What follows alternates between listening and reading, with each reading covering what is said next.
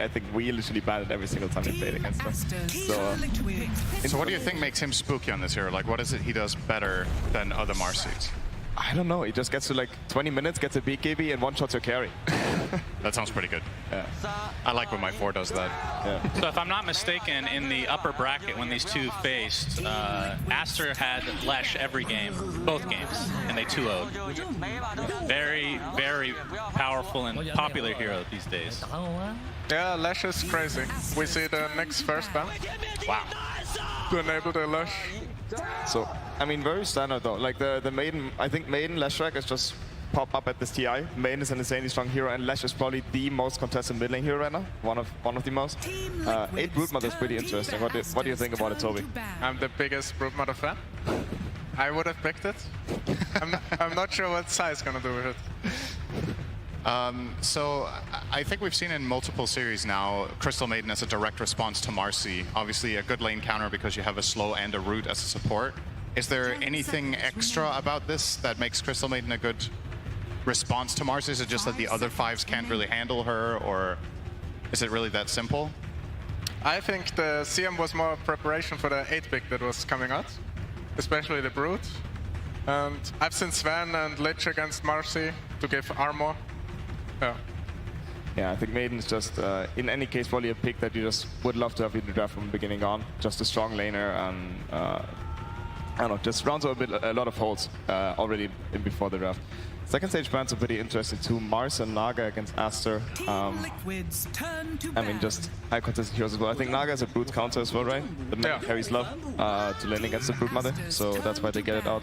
Aster, meanwhile, banning the Lone Druid. I mean, there's Matumba, man. There's one guy on Liquid. He's probably the best Lone Druid out there playing this hero, so no surprise they're banning it.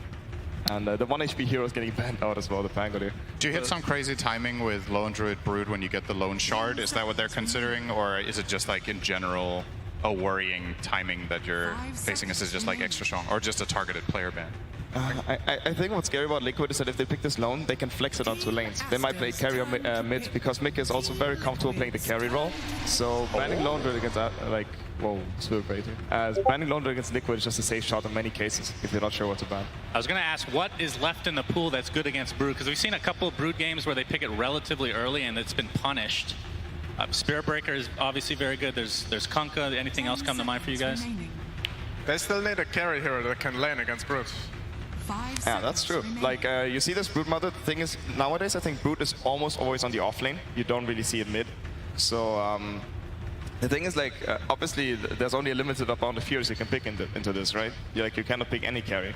So, I guess it's to assume that they're gonna pick it on 18.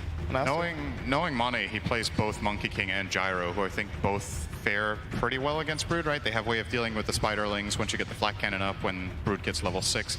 Is there anything else you're looking, like, you're assuming this is a Marcy Brood lane, right? And you have the Crystal Maiden covering you. I guess most carries can kind of float this lane until Brood is 6 and then it gets super scary, or am I underestimating Crystal Maiden's impact on this lane right now? Are there some carries that just can't play this lane at all? I can see a patch coming for either team in this phase. Hell yeah. Lich first. Lich Leader. Wow. Okay, that's surprising. I didn't see that one coming. Double Spellcaster. I mean, they're just setting into the Michalina. I think Mika loves this matchup against the Leshrac. It's one of the favorite ones that they actually like win like 60-40 or a bit more even. And yeah, Sniper. After going for the 18 carry, it's a Sniper. Whoa. One of the only heroes that outranges Lina. If she's played as a core in mid, which is Techies, technically. Yeah, that is the other one, which nobody plays. Thank you, Shannon. Thank you. I can see mid Sniper and Lesh carry. Lesh carry very good against Brood. Do they flex it ever? Does Monet play Leshrac though? I don't think so.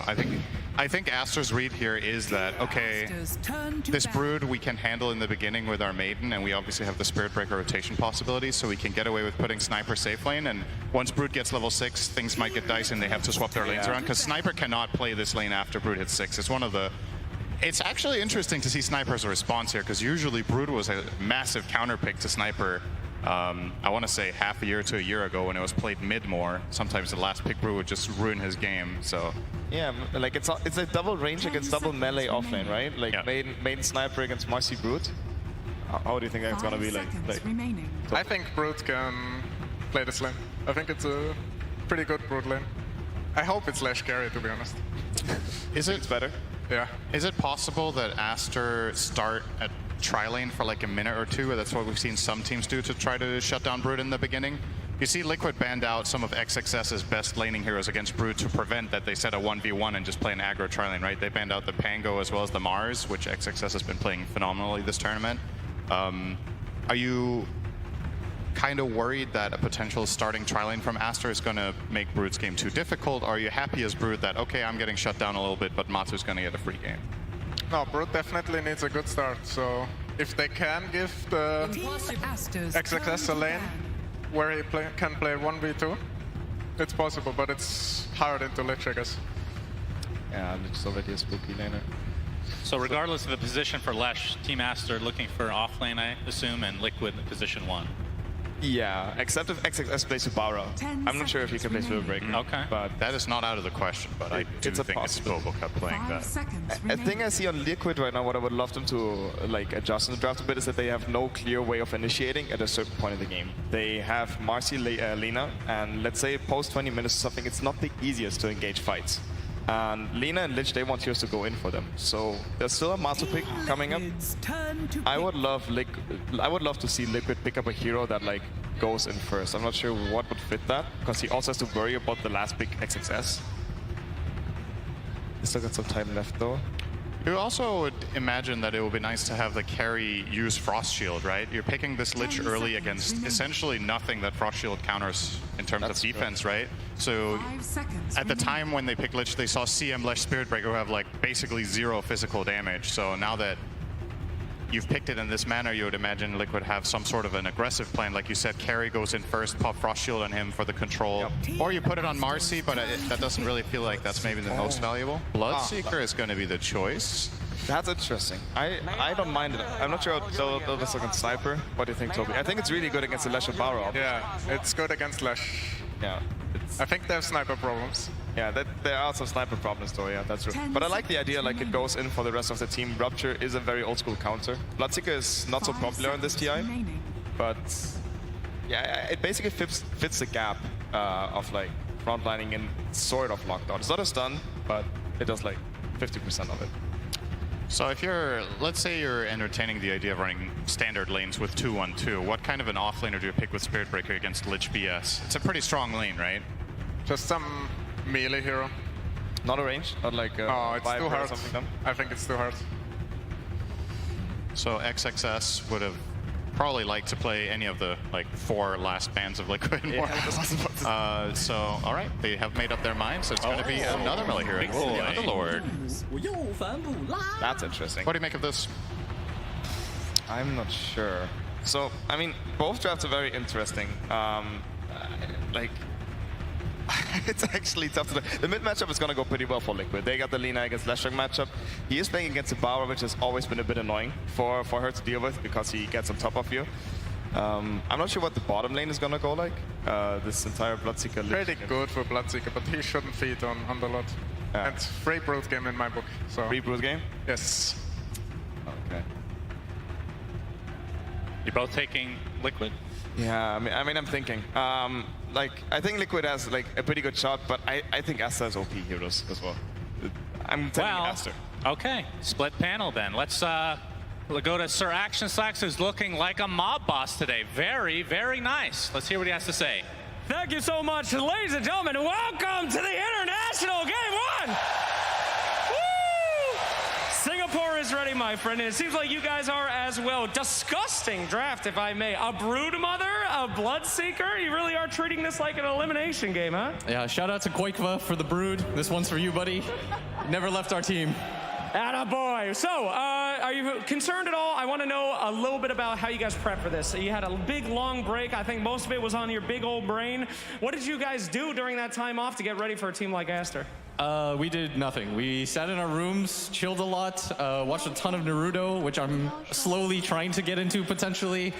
And yeah, and me and Matu just drafted. We kind of just enjoyed the moment, you know? We had a lot of time to think about it, and what an incredible thing to be up here. We just kind of appreciated the moment.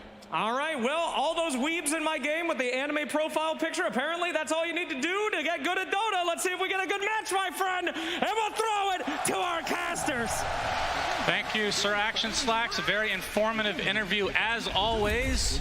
Lower bracket semifinals of TI11, Aster versus Team Liquid, game number 1. Cinder, I didn't even get your thoughts on the draft here. Yeah, I mean, I feel like it's interesting that you have this much time to prepare and you don't really know what to expect. And I would say, as far as surprises go, I feel like Aster are bringing something new here. They do get this D ward, by the way, worth mentioning, is a little bit of a head start for them in that mid lane.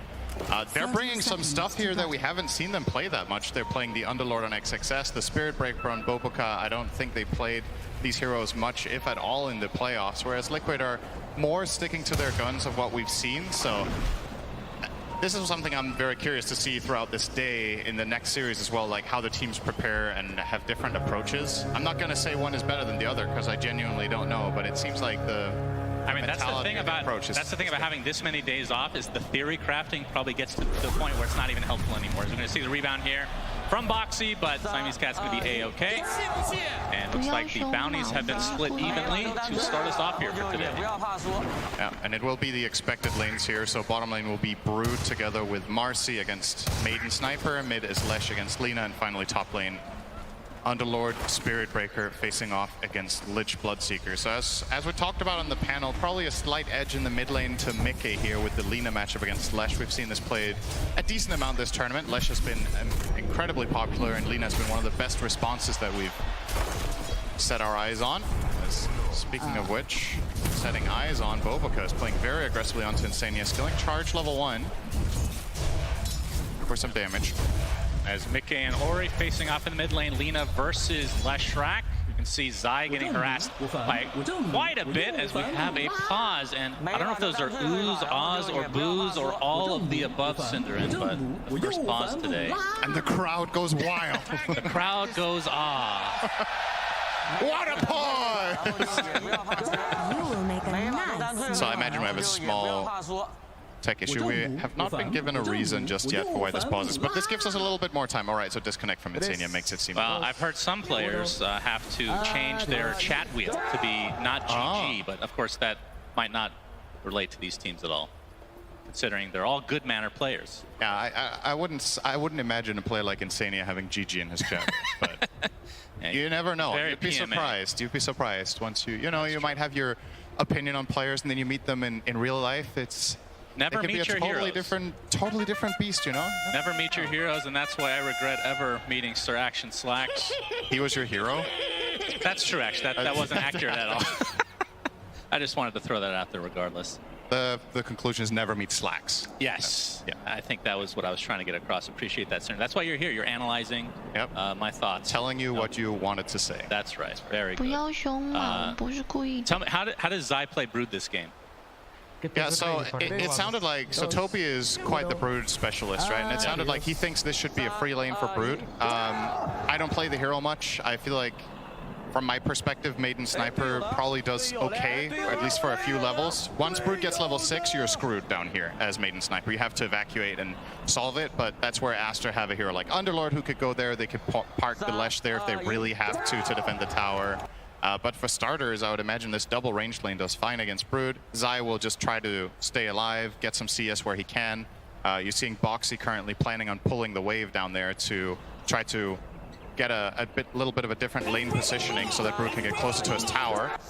And then... Well, we're about to unpause. I want to get the crowd's reaction here. Let's do a live poll since we have some time here. Can I hear who is rooting for Aster today? Aster. Okay, that was kind of underwhelming. I'm not gonna lie. That was lukewarm. And what about Team Liquid? Oh my. Okay. So we have some bias here in the crowd. First it was OG, but they're not here anymore. So transition to the next EU team. As we're underway again. Insania pushing back Boboka. Mid lane still relatively even on, but 2 denies already from Mickey, but relatively a wash at the moment. Boca is still taking damage from Insania. If you had told me 6 months ago that Lich and CM would be played to this extent, Cinder, I would not have believed you. Yeah, it's a really interesting development. I think especially Lich, because Crystal Maiden has kind of had her time on and off recently, but Lich has been quite a while since we've seen given this priority. A little bit of poke back and forth. Yeah, Zai. This is kind of a weird setup right now. With Monet kind of on the other side of his tower. But the rebound is there on top of the sniper for Monet. On the right click away, no dispose yet because Boxy's still only level 1, but in the end, a lot of harassment damage traded each way. Yeah, if you play Dota casually, you'd be like, why are 2 heroes behind the tier 1 tower minute 1? And this is simply what happens when the position 4 in the enemy team repulls and repositions the wave behind there. You have to go and contest this experience in gold. You can't just let the Liquid side get that for free when you have this double ranged lane. You are willing to take those trades, and ultimately what ends up happening is that Zai has a grand total of 2 CS to the 10 of Sniper with a good head start here on Monet. Getting it behind there. The rebound. Dispose is available this time. Shrapnel comes out to do some residual damage. Monet taking the brunt of it, though. Do they have enough to get first blood in this game? Boxy continuing on, and there it is. Boxy with the first blood as Sniper goes bye-bye. A great start for Liquid in this lane, despite, like you said, the CS for Zai not being too respectable, but this should open it up at least a little bit for him. Yeah, so he's not the one getting the first blood, but he gets the space in the lane now, right? He gets to, I believe, deny 2 range creeps here potentially. I think the second one will be secured here. It will. By Pichu. But yeah, Zai will be very happy with that. Even if you don't get that first blood, just getting a little bit of time. He's now going to get his level 3. Currently holding the skill point. Curious what he's going to choose, because it feels like all of the skills here actually have some decent merit with how this lane's playing out. He's eyeing up his options, not choosing just yet. We'll go for the Silken Bola now. Okay, very nice. More aggressive approach, I guess you could say. It's kind of hybrid, right? You can also use it to slow and run away, so...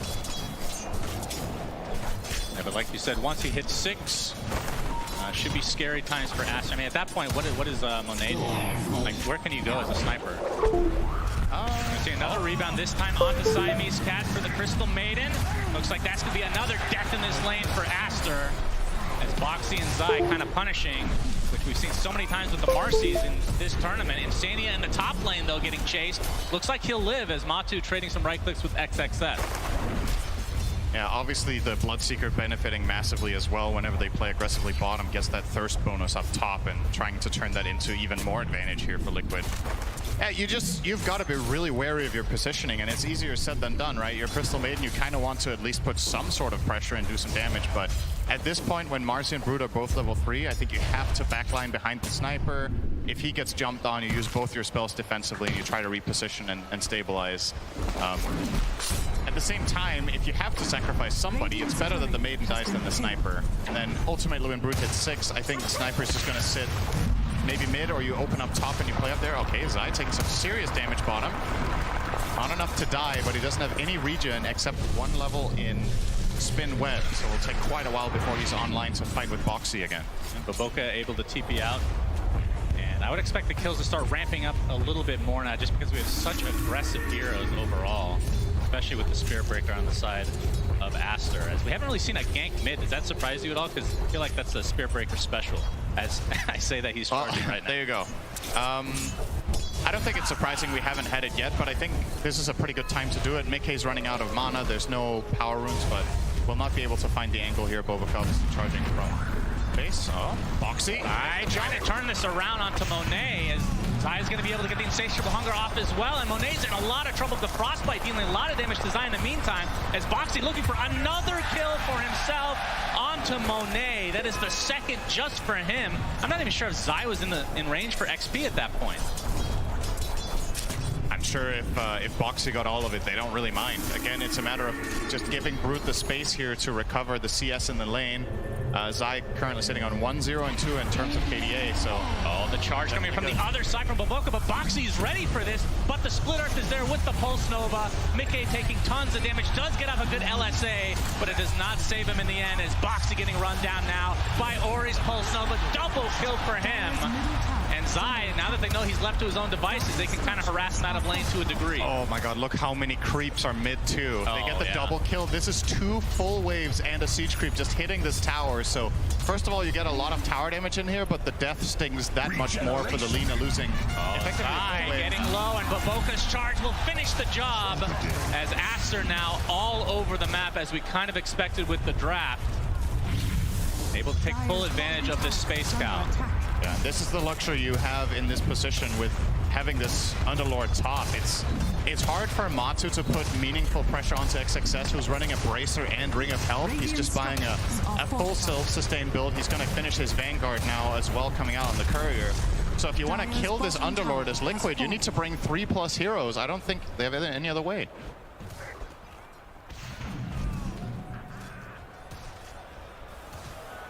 Okay, no comms at all. Interesting strategy at TI11. Monet at the bottom. They do get that tier 1 tower, like you said, but very even game despite that. And top lane is the one we haven't really talked about too much, but Matu... Maybe they're all watching knowledge. What's that? Maybe they were all watching knowledge. That's true. I mean, I talked to a couple Liquid members as well during the break, and I mean, they couldn't find scrim, right? None of these teams probably could find many scrims, so... Kind of a weird situation, and you kind of overanalyze probably. I think taking some days off was probably pretty important for a lot of these teams, just to reset, because especially for Liquid, who had all that momentum, that I don't know, I would have been super drained.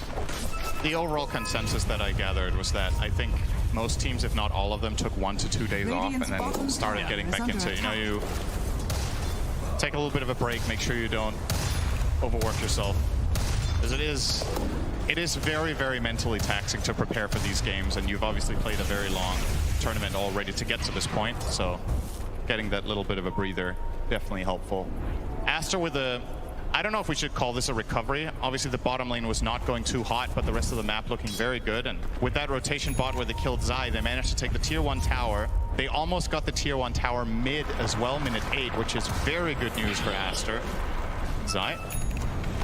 Wants to go on Monet, but he's going to get frostbit and charge. Already at half HP, and Monet can just right-click from afar as the charge connects, and one more right-click should do it, although Siamese Cat nets himself the kill with another frostbite. And this Broodmother feels like it's getting shut down a bit in the last couple minutes. I love playing Spirit Breaker against this hero, I gotta say. It feels so rewarding and so powerful that if Brood shows at any point, you get this connection, and Crystal Maiden is a great support to play it with in the early stages because you have this long route and slow. You see Pichu in this game choosing to max out Frostbite, which we've seen sometimes. It varies whether people prioritize Frostbite or Crystal Nova, but against the Brood, the route is just so good to allow Sniper to get in all of that damage. Let's see if Monet's skills Assassinate or not, because we've seen different Sniper builds here on level 6, whether you take that route at all, or if you focus on maxing out Headshot. All right, Boxy with the job. Initiation, and that is enough burst damage. Baboka charge, not in time. It's the humiliation. Mickey gets credit for that kill. That is his first of the game. He has a haste rune still, and with the Falcon Blade going for the BKB as a pretty fast item. Matu is getting chased, but just on the other side of the fog here. So very good ward there. Pichu will realize this. Like he read that all too well. So gonna get the D ward, and they force out the glyph. Lesh will immediately rotate into mid. They don't want to lose their mid tower. Ori is gonna show here. Yeah, well, Mickey is getting charged, so now there's TPs coming into the mid lane. See if we can get the LSA off. Oh, uses the horsey and gives himself enough distance to get away. But in the meantime, they're going to find Boxy instead, who was trying to help out Mickey, but wasn't really needed in the end. Yeah, it looked like Boxy was trying to find an angle where he could maybe get a dispose onto the Leshrac, but what Aster did really well there was that they rotated not only the Lesh, but also the Crystal Maiden in the tree line. So when Boxy did try to go for that, it just gets frostbitten from the side and does not find any move. At the very least, the good news for Liquid here, bottom tower will be claimed. Brood is starting to build a new home here, as Brood does. I wonder what build Zai goes here. We've seen a lot of Broods go this Arcane Boots into either Pipe or Wraith Pact, these kind of auras. I assume this game will be no different, but I wonder what the priority will be. Pipe is pretty freaking good this game. Yeah, there is a lot of random magic damage, and it's a great way of keeping your spiders alive during fights. Yep, as he is taking control of the bottom lane. I mean, that's the one thing about transitioning out of this lane against the Brood. He'll just take over, which he has done already. Has to be so careful with showing on the lane, though. He's actually showing his hero, and that means he's opening himself up to being charged at any point. Yep, all they need is a little bit of vision here as couple members of Aster in the cover of smoke, Zai in the trees, but his spidey senses are tingling for once. That actually Quite makes literally. sense. Yep. Looks like he'll be okay, so a little bit of wasted time, although I have an idea that he's in the area. Wasted though. Ops. Oh, Crystal Nova just off. Actually did connect, and now they have the vision. There's the charge from Baboka. In comes XSS as well.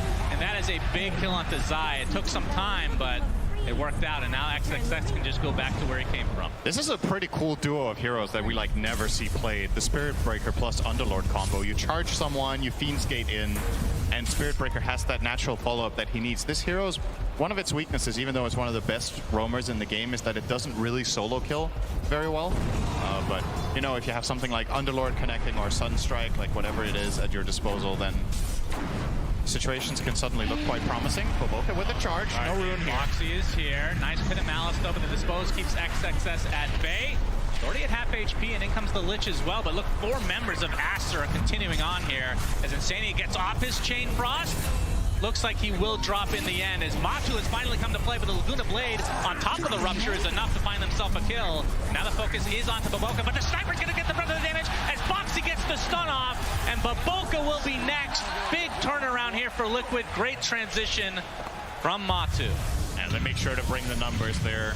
Matsu coming in, Lina with the double damage. It's just too overwhelming. And Monet, yeah, would have probably been wise to not get involved there. You can understand why he's trying to help out his teammates, but Boxy isolates him with the rebound dispose combo, and once Sniper is repositioned, he's not getting out of there. Does not have any way of repositioning himself for now. Wonder if he's going to buy a shard later to try to help with that, but for now, obviously going a pretty standard route, Mask of Madness to Wraith Bands and Treads, eyeing up the Dragonlance, Pike, another way to reposition, of course. And he should need it this game. You got to be feeling really good if you're Liquid with that exchange, though. Yep, absolutely. The lead has slipped into their side, just barely though. As we get in, we're gonna rehash this conversation again, Cinder. You know where I'm going with this, I'm sure, but Tier 5 neutral. the old Roshan. As we're gonna see another strike onto Insania. Ori's in the area, gets off the Lightning Storm. But the Frost Shield ends up mitigating a bit of damage here and forces the rest of Aster away as this is taking just too long. They get a high five for their efforts. But which team would you say has the advantage in the Roche pit for both killing and fighting in the area? I guess for killing, I would imagine Liquid does it maybe a little bit faster. It's kind of close. After the yeah. I have a jump in 2 here. I think we can fight. I'm really sure. Sniper! Okay. Fuck yeah, let's go! Alright, that was an Eternal Envy type showdown. That was nice. They got done with their Naruto episode and now they're playing. So, good to see. Indeed. Anyway, you were saying about Roshan, Cinderin. Yeah, so I think overall, I guess the Dire, depending on, I guess it's level 1 side pick. It's kind of hard to say who's faster at it. I do like Aster's chances of fighting in the area in general, though. Underlord, Lesh, and Spirit Breaker, as well as Shrapnel level 4. Is very, very good in that area. But I think neither team has any interest in even thinking about Roche for quite a while. Neither lineup is particularly good at it. There's a lot of risk involved. Foxy will get charged. Charge in the top lane next to the tier 2, but the Frost Shield comes out again. Chain Frost not really bouncing, but finally does off of the creeps, and that is going to cause Ori to drop. But Baboka gets disposed. TP canceled. Second kill for Liquid. A big punish in this top lane. That Frost Shield has been kind of pretty annoying for Aster to get through. Yeah, they chose to go for that with 5-second cooldown another strike. They didn't have Spirit Breaker ult, so missing that component, but also Liquid seemed like they just read that play like a book, you know. Mike was in position immediately, getting that counterplay. Nicely done from them. They get those 2. Mike now rocking a BKB. Is very ready to fight. Liquid actually hitting a strong time here. And the Horsey is there. He gets stunned and brought down. Huge kill for Liquid, but XXS has come to play with his ult. Gets off the nice Pit of Malice and Firestorm. Insania looks to be the sacrifice at the very least, but Mickey and Matu want to continue to fight potentially. They're going to try to focus onto the Crystal Maiden, and a nice stun from Boxy onto 2 heroes with Mickey's LSA to follow. 4 dead for Aster, and Liquid, I mean, they got the big kill to start, and Aster still wanted to fight, and they get punished. Yeah, just Lesh didn't get to play his hero there. Got chain stun completely, rebound into the LSA, took the full burst there from Mickey, and they get that job done easily. You're gonna see on the replay here, so really nice way to open this with Boxy getting the rebound. They kill the sniper before any assistance arrives. As XXS comes in and does kill off the Lich, it's a pretty small consolation prize. Nice fear here, by the way, from Insania. And Boxy's stun coming up soon. Yep. Which absolutely destroyed. Perfect. My Triple God. stun into double stun. And that was the Bloodstone reveal as well on the Lesh, and it just gets destroyed. Not literally, not a Kyle. But Baboka now in the bot lane. He's going for the Shadow Blade. As Zai, again, he's just been chilling in the bot lane. He's close to finishing his pipe, and we talked about the amount of magic damage that Aster has. That is going to be a huge pickup for them. It seems like the play call here from Liquid is just leave Zai alone. Let him do whatever he wants. He needs to get that item before he really offers teamfight impact. Curious to see what the idea is now. It's coming out. Are you going to see a bigger rotation? Are we looking at a bottom tier 2 tower? Are we looking at a potential rotation into killing a hero mid and then getting Roche? There's plenty of options for Liquid here with the game state they have set themselves up for. And I mean, essentially, if Zai doesn't have to join, why would he, right? He can also just keep farming down here and keep being a Pestilence, forcing heroes to rotate down here and defend, putting pressure on the tower and just farming up, get toward his next item. Maybe an Axe could be on the menu. Extremely annoying item to play Spirit Breaker against the Brood Axe. So definitely could be something he's considering. And Liquid want to keep up the aggression. Mickey now, or the BKB from Matu. So 2 BKBs on the side of Liquid. And they are definitely ready to fight as the tier 2 tower. Liquid will take a little bit of damage, but XXS is going to show himself with the Firestorm, but Liquid want to kind of reset here. One thing we didn't really talk about is the fact that these two obviously face in the upper bracket, and we've seen it so many times. The upper bracket team that wins, that faces the team again in the lower bracket. The lower bracket team ends up learning more about that matchup overall, and they got to see Tundra beat Aster as well. But potentially that's what we're seeing here right now. But standing onto the high ground, he is so tanky at half HP, but he'll be the sacrifice. As it looks like it's going to be a trade for the position 5s. Nice freezing kill coming out, but it only delays the inevitable. Oh, they ruptured Lesh. Yep, he gets his Bloodstone off just in time as Matu pops the BKB, but the Lesh is dead. Laguna Blade into the grave, and Baboka getting chased, but a nice Pit of Malice keeping Boxy and company in this area. But the Dispose comes down on Baboka, but he does have the status resistance and gets the charge off. That right click is coming for him. Is that enough? It doesn't look like it. He shall live. What an amazing escape from Baboka there, turning around to dodge the stun and then finding the charge through everyone to survive. I definitely had him expected dead there, but he gets out of there. Still, the big kill for Liquid is the Lesh. They keep finding him every fight. Zai, okay. Yep, he's here all alone. Insania on the outskirts, but the Assassinate is coming, and that's not going to help you there. So Monet getting a nice pickup for himself as he's kind of struggling. He's middle of the pack in terms of net worth, and this is a hero that you do not want in that area. I mean, how much of a comeback mechanic do you have on this hero, would you feel, based on the items that he's going for? Because he has Mask of Madness, Dragonlance, he's going for Hurricane Pike, so it feels like more mobility / utility than damage. Yeah, I guess with this build, you definitely do farm slower than if you had, say, Mom Maelstrom, but you probably just have to get the Pike at this time. If you go Mask Maelstrom, it's gonna take too long before you have the essential items to be any sort of presence in a team fight. In skirmishes, this is also a pretty good single target damage build, right? You have a long range, obviously you can activate the take aim for the guaranteed headshots, which by the way are only level 2 on Monet currently, so his damage will ramp up significantly when he levels up to 13, 14. Oh, Matu getting charged, and there's a Fiend's Gate here as well. He pops the BKB, but still gets stunned. That is 4 members of Aster, and that is a nice pickup for them. Very nice team play, and now, I mean, the Fiend's Gate is so cool, but Mickey, he's in the area. He's in Viz right now. Oh, the LSA does not connect, but they still get the stun. Laguna Blade to follow, but the Bloodstone healing up a decent amount. The BKB popped by Mickey, and that is enough to take out Ori again. He's left by his team via the Fiend's Gate, and Liquid taking full advantage. Yeah, that missed stun from Mickey ends up costing him a BKB charge, but still well worth it. You're happy to get that kill. And probably the bottom tier 2 tower. I don't think you have a chance of defending this as Aster. Well, maybe they are going to try. XXS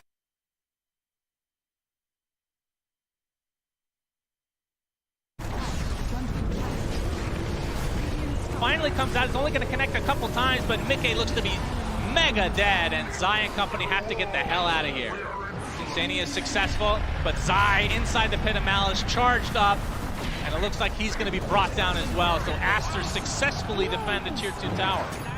It seems like Liquid had the same expectation that I did, that tower was just going to be given to them with a dead Lesh, but the crucial part in all of this is that Mickey with the miss stun ends up using the BKB on the first kill, and Aster are like, wait a minute, can't we just go on this guy and kill him with Spirit Breaker and Underlord? And they could. There wasn't enough protection there. I don't think there was a defensive dispose from Boxy to try to reposition and keep him alive. And that's huge for Aster. Yeah, we have a rupture onto XXS, but the rest of his team is coming. A nice charge onto 2, but the Blood Right does connect. Silence that Space Cow. But Boxy just getting right-click from afar. And Matu, despite having to beat KB, does have the move speed to get away. And no range for the Assassinate, or no vision for the Assassinate. If they had any way of getting vision, that could have been so much bigger for Aster, but they're very, very happy with this for sure. The game was starting to look a little bit scary for a while with the control Liquid were getting, but... And the first Roche attempt is here. Aster know that they're in a 5v4 situation. No BKB on Matumba either. Yeah. Bloodseeker is just not a very good hero in this time in the game when you don't have that BKB. It's so hard to run in and do anything. You can just get turned on and blasted. So as it looks, Liquid, I think they really want to try to poke at this, but it's just really difficult. They don't know the exact timing either. Every spider's getting killed outside the pit. Yeah. Looks like Monet will get the Aegis. Not putting on the Lesh. What are your thoughts on that? Yeah, I mean, it's good on both. A lot of the time we do see it on Lesh because you get so much value from getting the full mana refill when you die as well, but maybe the logic is Lesh is less susceptible to dying straight away. He has more health, he has the Bloodstone, whereas if Monet gets jumped, he can just die instantly. And this way you also maybe open up a little bit more for the potential of poking top tier 2 tower with just the sniper. Lesh needs to go closer and expose himself to do that. Sniper can just safely take it from range, and if you do try to jump on him with your Marcy combination with Lina, you know he has that second life you have to worry about. Both those cores have 4 deaths each for Monet and Ori, but they've kind of brought this game back, Sinner, and this is net worth-wise very even, and obviously with the Aegis, it's going to help them potentially extend that just a bit, as the tier 2 tower is not being defended yet. And I think it is worth keeping in mind for a game like this that a lot of the expectation of how the game goes kind of rides or dies with Brood, right? And Zai's impact, aside from, you know, pushing out this bottom lane being there, has not felt like Brood has been a first phase hero, right? Or arguably it has, because Aster solved it so well. A lot of Liquid's Brood game wins, they would be in a much, much better position than this now. And I think even just in an even game state like this in terms of gold, the Radiant lineup is having a pretty solid time scaling late game. I think a lot of what Brood offers becomes less and less important against this lineup. Whereas Aster's lineup is just going to scale to the moon, right? Sniper, Underlord, Lesh, Tricore. That is true. Raid Pack has been there for a little bit on the Underlord, as we see a full smoke here from Aster. And we can see that they are trying to go into the enemy triangle is the question. As a Force Staff picked up from Mickey, actually, so he's going the full Hurricane Pike as well. He sold it again. The way. Did he? Yep. Oh, changed his mind for now. He's still... Oh, he's changing over to Silver Edge. Okay, so I guess he wants the break for Atrophy Aura. And they need some more damage. He's going to get spotted, charge, right clicks, dead. Easy kill for Aster. See if they go for this tier 2 tower bottom now that they have the top. Or if they're just happy to farm away. I mean, how important is it for Aster to use this Aegis in an effective way? Or are they fine just farming? Like you said, they do technically scale better. Yeah, I think they're fine farming, but I wouldn't mind seeing them trying to use this Aegis for another tier 2 tower. Probably mid is the most accessible one for them right now, because I think Brood really thrives in the bottom tower area. There's so many trees, so many angles you can find there to be annoying for the support. But he changed his mind again. He went Hurricane. Oh, he changed again. All right. Well, maybe the gold lined up nice. Dire's bottom tower Liquid are not too phased by the Aegis, though. They're still gonna look to cross the river and maybe make an aggressive move. They do have a double damage on Mickey, which would be really nice for them to put to use. But Boka will push out that wave and reposition himself. It looks like Aster are aware that Liquid have some big plan here. Ori also farming very defensively over on the ancient side, making sure to stay all the way left. to not get caught. And this move from Liquid will bear fruit in the sense they get some good aggressive wards out. You see they get the good ward over at the Radiant Triangle. And they get a good ward down in mid, so definitely looking for some sort of catch against the Aegis team at some point in the near future. But looks like they'll have to settle for Mickey just, 10-shotting the top tier 1 tower casually with side pick and double damage. Packing 400 damage with that per hit. Not bad. But now it's run out. And Aster will opt for the bottom tower rather than the mid one. This was the one they had the option to access. I think they would have been happy to take mid, but that's where Liquid were grouped up and covering the lane. So they will settle for a trade in the off lanes. They will get it successfully. So 2K lead for Aster is the Aegis. Okay. It's expiring in 40 seconds. Yeah. They will knock on the high ground though. Sniper very good at this. Obviously, massive range. The only repositioning tool Liquid have is, aside from an offensive pike from Mickey, which is probably a bit naive to think is going to happen, you have level 2 disposed. So he's feeling pretty damn safe standing down here hitting this tower. You just keep throwing out one shrapnel if you want to hit it some more. There we go. It's going to keep poking at it. Pop the Math Madness. The defense is coming for Liquid. Ori up in front. He's going to get ruptured. Pops the BKB. That's not going to do too much for him. But he's kept himself away far enough as the Aegis is expiring in 3 seconds. Trying to get through the Fiend's Gate. He does so successfully. And Aster retreat. In part. Still a couple members here. Yep. And Ori can just refill and, oh, okay, does not want to take the Fiend's Gate. Wants to farm up mid. I'm surprised Ori went in an edict at that tower. I think letting Sniper just keep doing his thing was pretty good. It only cost him a BKB charge, which isn't the end of the world. And I guess he did force the glyph, so maybe it's okay. But if Liquid find a move off it, the story will be very, very different. Ori, Laguna Blade, but no LSA connection, but they still find the Crystal Maiden nonetheless. The right clicks are way too much. BKB already popped by Matu as they find the kill onto Ori. So 3 dead overall, the complete segregation of that fight, but Liquid coming out way on top.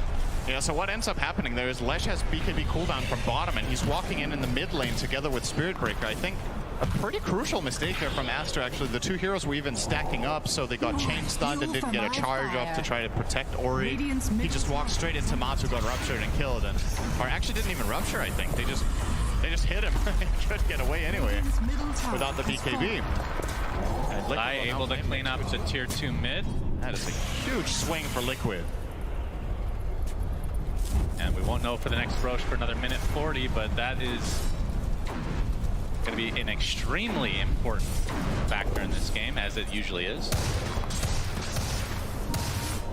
But looking at Ori's item progression, obviously they've had the Bloodstone for a long time. BKB is on 8 seconds. He's only used it once, surprisingly. Yep. Has the casual plate mail, and I would assume an eventual Shiva's, but still going for his Boots of Travel.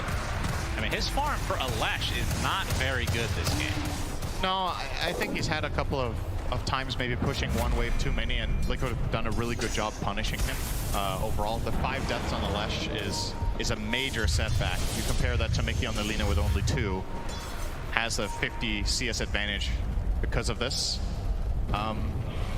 The thing I wonder here for Ori is if Travels is actually the right choice, because you're obviously playing against Rupture, right?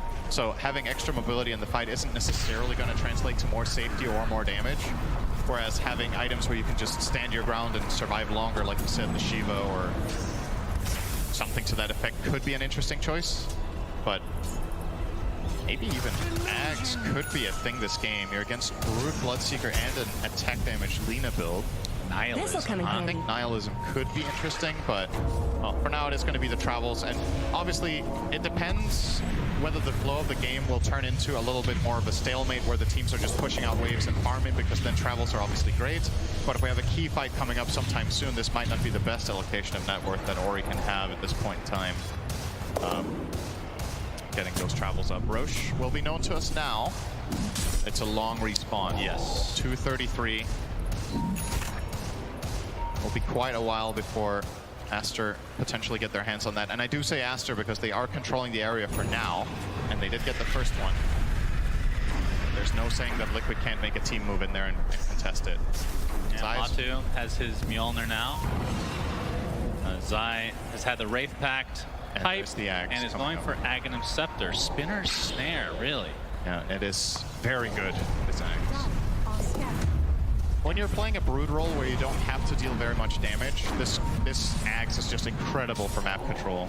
Smoke up, but they see Boxy. They're going to start charging him next to Liquid's outpost, technically in control of Aster right now. The charge is there, but the Frost is going to keep him healthy for the time being. Ori, though, and Baboka end up taking him out with the help of Monet. Just like that, it's a 5v4, but BKB already popped by XXS as they find Zai in the trees, but the charge onto Matu. See who they try to focus here. Firestorm doing a lot of percentage-based damage. Lich ult coming out, but it's only going to bounce once as Zai just gets cleaned up. Double kill for Monet as the Fiend Gate's back to the fountain. They can just refresh and rejoin this fight as Insania looks to be next. 3 dead for Liquid. And Aster looking very good now, but like you said, Roche is not going to be up for another minute, so they can't take advantage of that. Definitely consider themselves lucky that this isn't up, because this would have been an easy collateral for Aster. Ward would have forced 2 buybacks out of Liquid, but yeah, just a very different fight in terms of positioning here, right? So you get the charge onto the Marcy, so she doesn't get to play the fight at all. Ori gets ruptured, they get this Marcy kill, they run back, and then they zone control. Underlord is creating tons of space by just running in with a Pit of Malice and just frontlining. Sniper is keeping them at bay with shrapnels. There's the Crystal Maiden ult coming up. It's just too difficult for Liquid to re-engage here. And a nicely played fight here from Aster will secure themselves a good position in the game once again. And the control of the pit, 30-second respawn on that. Both teams will want to get access to this. This is the second Roche, so will come with a little bit of a bonus. And Mickey has the Daedalus, so he will start to hurt. Is opting to go for a Lincoln Sphere as the next item. Okay, that's I like that approach too. You know, you're feeling a lot safer against the Rupture. You get yourself that freedom of movement. Well, the Rupture's on his team. Oh, I was looking at the Lesh. He's also going Link. Oh, yeah, that one makes sense. I'm trying to figure out this. Everybody gets a Link. The charge is very annoying. Yeah, that's true. And I mean, the only way to take full advantage of that, if you're the Spirit Breaker, is to get an Axe, which he is going for. So the Lincolns won't be that big of a deal at that point. Aster, we have a smoke now from Liquid. Aster poked the Roche and went out. They feel like Liquid are going to come contest this, and they're very right. The top lane is all the way in the tier 3 tower, and no one from Liquid's defending. This is a dead giveaway that Liquid are up to something here. And Roche has Aster a will do the same. Are scanning. Baboka is terrifying with that Shadow Blade that he's had for a while. If they get vision on anyone, they could just get stunned out of nowhere on Liquid's side with very minimal defense, except like we talked about the Frost Shield, but doesn't really save you from this Radiant lineup very well. Yep, Ori already used his Bloodstone, thinking that he was going to get jumped, so another 15-second cooldown on that. Success. Will find the ward. And very tense as both teams know that Roche is up. With the gem, knows that Liquid have vision here. Obviously not going to go for the D ward. Way too risky. He could get jumped by Marcy and just blast it there. So gets the information, gets back. They have Baboka clean up mid with a charge. Next wave will now be cut by Baboka as well. Going to clean this up out of the Shadow Blade, just killing all of those spiders in one charge. Yeah, ever since they changed really good. his bash to do that much damage to creeps. Yeah. Very, even better counter. I think this is the most CS I've seen a Spirit Breaker have been at 34 since Xiao 8 played at mid. That's what spiders will do for you. That is true. I mean, he's halfway to his Axe, and that thing is crazy how good. Yep. Invisibility. Still posturing on the other side of the map. No one quite ready to fight, knowing that this Roche could potentially decide the game. I mean, it's a little early to call that, but there's a very good chance that the win percentage with second Roche has got to be really high for the team that gets it. As look how close this game was. Yeah. 68% for Aster. Do you feel that? I'm watching this right now as the Rupture onto Ori, gets disposed. Ori at half HP is going to get bashed out as Matu, trying to right-click his way. Bloodstone's not going to be enough. A 1-for-1, but it's a support for a mid. And Liquid trying to reset. Now that Boxy is on relatively low HP, disposed onto Matu with the rebound movement speed buff as well. They're able to reset completely. And the buyback from Insania, a 5v4 situation effectively here. Lesh has buyback too, but no BKB ready, so if he connects, he has to be careful. The trade-off here, of course, Liquid using 2 of theirs, Marcy and Bloodseeker with a minute cooldown, and Aster are actually confident that this is enough for them to contest the pit. They know they can buy back their Lesh. What can you travel on? They have the outpost too. Yeah. So the connection point is there. Ooh, Monet double damage as well. Mickey inside the pit of Malice gets forced staff to safety, but they're gonna find a Space Cow first. Laguna Blade onto XXS. A nice chain frost bouncing as XXS still has the BKB activated. Siamese Cat looks to be next on the list, but double buybacks now from Aster, and they can reconnect relatively quickly, especially wants to put a Fiend's Gate there.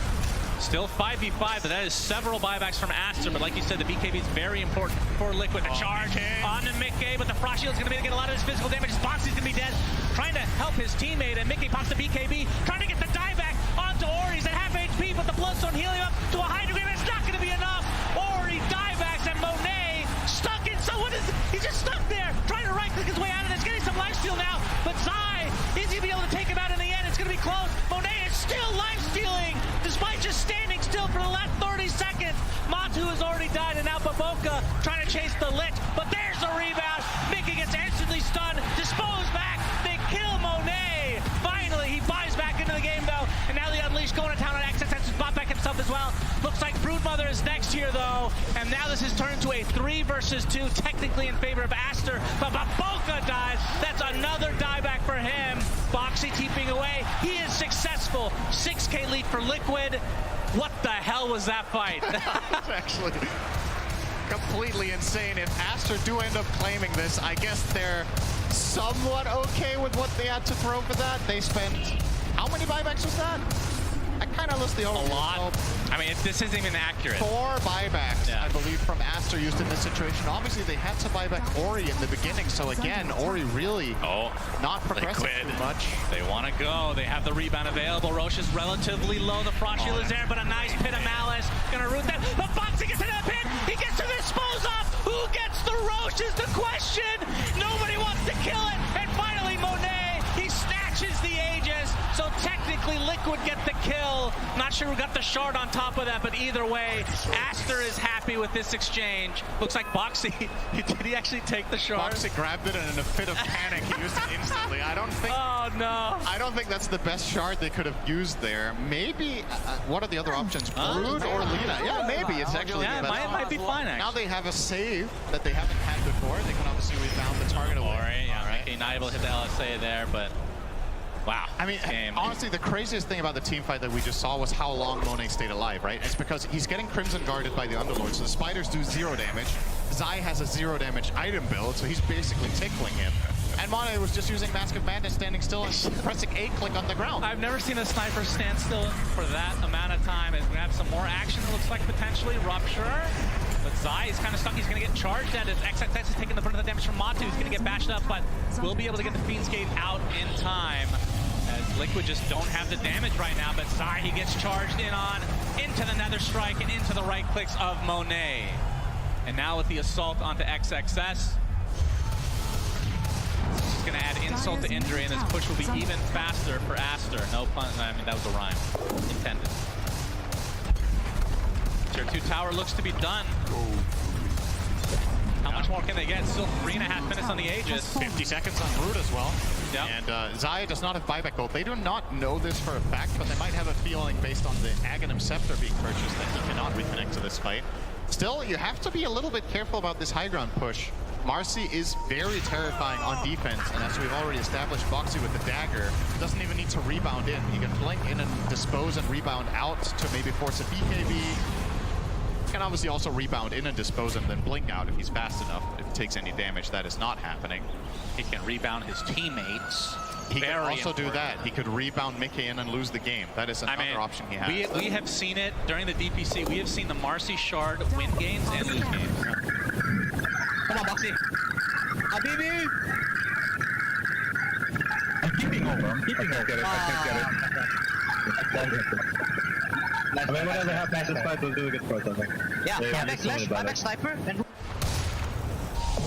Sania counting the buybacks there. Yeah. Wonder if he counted all of them and wrote down all the times. That would be very impressive. That would be inhuman, as a matter of fact. Indeed. It's nice to have a human calculator on your team, as I'm sure you can attest to. Yep, I have that every game.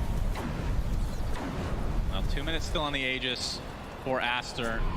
But Liquid, in terms of net worth, have the very slight lead right now. An incredible incredibly close game. DD is bottled for Monet, and I'm sure that they're going to want to use it here to at least get a tier 3, if not, try to get a barracks. That bottom lane is very, very open. Minute 50. I don't know how much is left on the bottle. When did he pick that up? So if he picked it up around 40, it might have been sitting there for a little bit, but should have enough time to maybe connect on a wave. The spinner snares are starting to make life difficult for Aster. Very annoying. Techies was deleted, but I actually think lives on in Brood. I was saying this is kind of the new old Techies, spinner snare. It is incredibly annoying to play against. Don't underestimate how much the mental means, but, well, no snares bottom just yet. Monet pumps the DD. Will force out the glyph. They will get another glyph after this tower falls, mind you, with the changes, so Liquid do have another round of defense for the barracks. Tier 3 finally down. Yeah, Monet's attack speed is nothing to scoff at. He's got a lot of attack speed items. They have the AC on the Underlord, Mask of Madness activation. It's looking pretty good for Aster. This is a big moment now. Liquid will try to find perhaps an angle. Just pushing out mid for now. Do they even have any smokes left? They do not. Yeah, they do. They have one on boxing. So if Liquid do want to challenge something here, they can, but it's a very, very difficult position to access yourself into. You keep scouting them with spinner snare, though. Oh, Monet, well, we can't flip another one. No, XXS, however. They'll find another spinner snare. I'm sure he's having a great time there.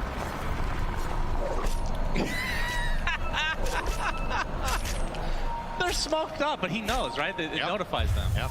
This is not happening. That is actually hilarious, man. I think it's my first game casting Broodags. It's one of those things that's hilarious to watch, and then you're imagining being a player on Aster. Oh, of course. Of course. That's Dota, right? It is very annoying, let me tell you. All right, Liquid, it's time. Aegis expiring just now. Aster will place XXS to cover the high ground. They jump him. They know they get the bash up, and Monet is right-clicking from afar. Mickey about to BKB, gets a Laguna Blade, and now they jump on top of Monet and kill him immediately. No buyback for him, and Baboka now stuck between a rock and a hard place. That's a second.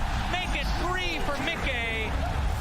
What a fight. What an initiation with no vision, I'm pretty sure. Not able to get the rebound. Boxy has been playing out of his mind. And now down the mid lane, Liquid goes with a 7K lead, knowing that a lot of these buybacks will not be available. Only the Underlord at the moment. And you just love the confidence from Boxy, right? The smoke breaks, he instantly just blinks up blindly and pops his ult, and BKB finds a target, the fight breaks out. And Monet tries to come in and help, but they just destroyed him with Marcelina. He didn't even get to play the fight. Probably felt relatively confident with his Butterfly that he had something to stand his ground with, but just not the case. Liquid, are they actually just going to go for it? They're going to try to go for the throne. They know that Sniper's not back for 60 seconds. Tier 4 is already at half HP. They're going to be able to take it out pretty swiftly. Can Aster actually defend this in a 3v5 situation? Finally, the fortification is popped. They won't have one for the rest of the game in all likelihood if they continue down this mid lane. Unleash is pop for Boxy, just priming and ready to go. One tier 4 down. Will Liquid continue on here? 33 seconds on Monet. Crimson Guard trying to mitigate a little bit of damage here, but there's the initiation on XXS. They get the Rupture on him. They force staff him as well, but he's going to live inside the fountain. But the tier 4 goes down as well. And now on to the Ancient. Ori pops the BKB and Bloodstone, but the focus is now onto the Ancient for Liquid. All they have to do is right-click, then they'll get game 1. Charge in from Baboka. Pretty big, but Mickey continue to right-click with the data. That's going to be enough. Liquid take game 1. Unbelievable. I don't know how this team continues to give everybody heart attacks around the world, but I'm close to that right now, Cinderin. Good Lord. What an amazing way for them to do that. So the moment Aegis expires, they're like, it's go time. We smoke, they run in, they find an amazing fight. There's no buyback on Aster on the Sniper. Their best line of defense is out of play, and Liquid just take the risk. They're assuming he doesn't have the buyback with the fresh Butterfly, and they just commit. They run down the mid lane, they push through it, and they get the job done. What an amazing way to end that game. And not the way I thought it was going to end, or the speed. Yeah. This happened very suddenly. They found the perfect moment, and they get themselves up 1-0. Absolutely unreal game. And if you're Aster, obviously we talked about they 2-0'd Liquid in the upper bracket.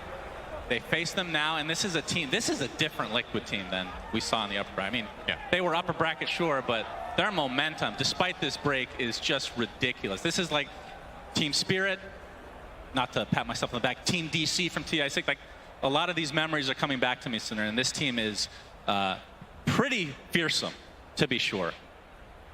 Let's go to the studio and see what they have to say. Don't listen to Sinner anymore. Thank you for that. Indeed, I know that a lot of people were wondering, like 5-day break, that momentum, it might be gone. No, it's not. No, it's not. Team Liquid take game 1 here against Aster, so they are one step away from getting to that final day of the International 11. I'm joined by Jenkins, Lacoste, and Effie. Effie, this game, where do you want to start breaking it down? Because it was such a close game till the very end when we saw Monet die without buyback. I mean, that was a great game, just as we expect from Liquid, but I guess I just want to start from the draft, because I think that they did something really cool conceptually that game, which was they countered the Leshrac that they gave to Ori, which is one of his best heroes, with the same timing, the 15-minute pipe timing on the Broodmother versus the 15-minute timing of the Bloodstone on the Leshrac.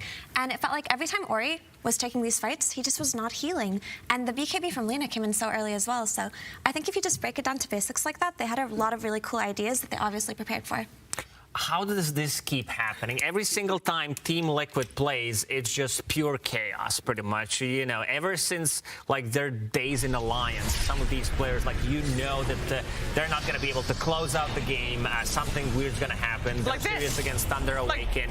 Like Brood coming through the portal of the Underlord. Yeah, Zai's like, yeah, I got to check it out to see what's in this door. And yeah, he joins, but most of the time he was at the bottom, just chilling, farming his items, something that Effie did mention. This was brutal. Like, this fight right here, people life-stealing from both of the Wraith packs, having the life-steal from the sidekick, Paladin and Sword as well. I think Boxy is having the time of his life. Like, this is extremely good performance.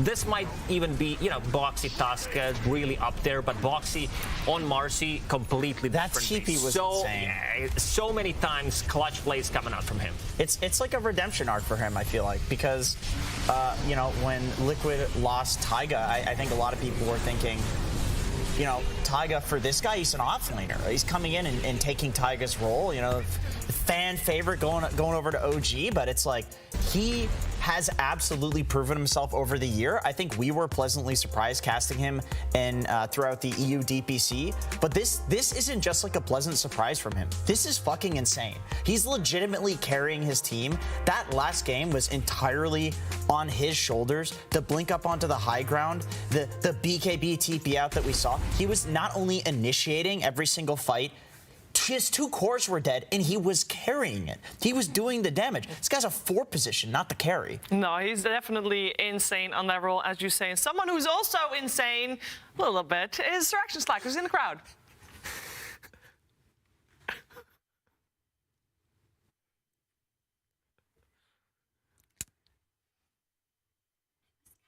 Stadium is packed. I thought that we would go and talk to some people about that last game. Pretty exciting stuff here. Hello. Who are you rooting for in that last game? Liquid, obviously. Obviously. Is that, oh, wow. Well, what'd you think? I thought it was phenomenal. And what do you think about this stadium here right now? You feeling it? You feeling the TI hype? Oh, it's beautiful. Look at it. We got flags and banners. This is going on. It's great. All right. Where are you from? I'm from Canada. Canada? I saw the hat. I thought you were one of my people. Can we get one yeehaw, please? Canadian yeehaw? Yeehaw! Yeah!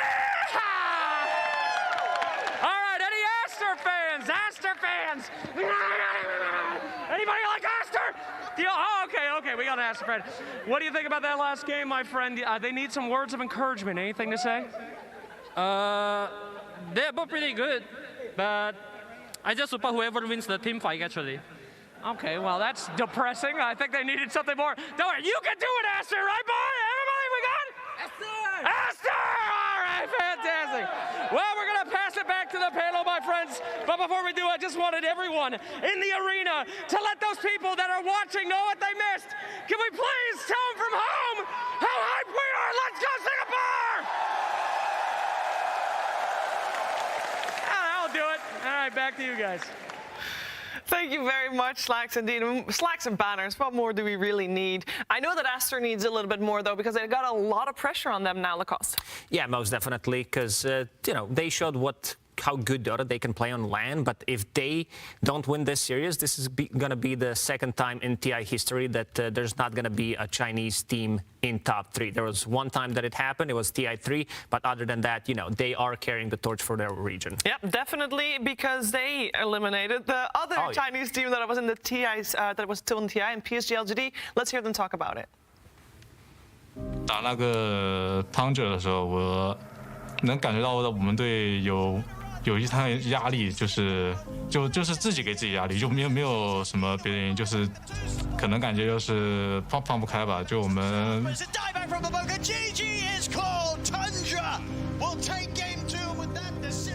我觉得兰姆他就是，然后输给汤者之后，他还跟我们说了，是我们打的。太没有那个进攻性了，就是打得太怂了。然后我们也总结过了，就改天就打败老干爹吧，就感觉老干爹一直是我们就是在中国赛区最大的竞争对手，然后之前也很多比赛被他们什么3比0、2比0，然后就各种被他们就是被他们干嘛，然后。22 Gabe and Gabe Radiant, 88% chance of winning. Damage is going to be enough to actually get beautiful rolls coming out from XXS. They take him out 2 for nothing to start this fight. He's A-OK as Ori. He's going to get the instant kill onto nothing to say who does not have buyback. And now they're going to turn this around onto the Primal Beast. This looks like the beginning of the end of game number 1 as Aster has come back with a vengeance. It's going to get the double spear with the shard. Triple kill on Ori. Nothing to say is dead. Will he get the Sunder? No. 4 dead for PSG LGD as GG's come out. Aster eliminate LGD from TI11. How did it feel knocking out LGD? What was it like? 打完之后感觉又是挺可惜的感觉，就face边什么的，看蛮可惜的感觉。这次到了 TI， 肯定还是想往更高的名次冲刺，想把以前的那些输掉的比赛都赢回来。我觉得我们今年这5个人在一起的那一刻，我就觉得我们是奔着今年的冠军来的。我挺难忘的吧，这7年来，这是我第一次冲进 TI 4强，并且有拿冠军的机会吧，所以我非常珍惜这一把翻盘，然后也很珍惜和我的队友走到现在。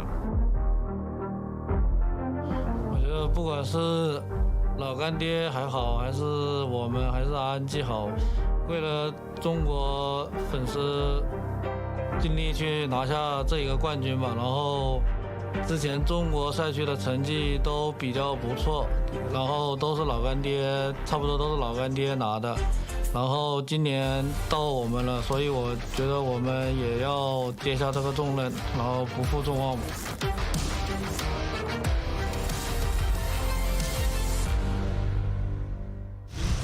Now that for sure is a lot of responsibility to carry on your shoulders, but if there's one coach that can propel you to do that, it is Alanam, because he's been at every international apart from one. He only missed TI7. This is his 10th international, his first as a coach, and he knows what you need as a player, I think, Jenkins, in order to make sure that you can focus on your game most of all. Oh yeah, for sure. He's been one of the most experienced people at this TI at the start and at the end, which it is funny that for this TI, a lot of the newcomers, the new blood, we're actually losing them. We're down 20%. In terms of new blood versus old blood. Turns out experience is reigning supreme here, at least in the main stage of TI. Yeah, Aster still has also a first-timer, Effie. Yeah, in Siamese Cat. Interestingly enough, we found out today that he's the oldest player on Aster, but he is the newest to competitive play, which I thought was really cool because he's kind of like Aster's troublemaker in that he's always starting fights in pubs in China and coming up with memes. But I really like that you guys brought up the experience factor because that really feels like it was what Aster was lacking. Last year, they had really great results within China, but not internationally. But this year, they brought in Ori, who has so much competitive experience, and it really felt like that was the piece of the puzzle they needed. Just some in-game shot caller, someone to play around, someone who knows their stuff. And if you combine that with Lanham, who we've already talked about has so much TI experience, you can really see the effect of it on this team.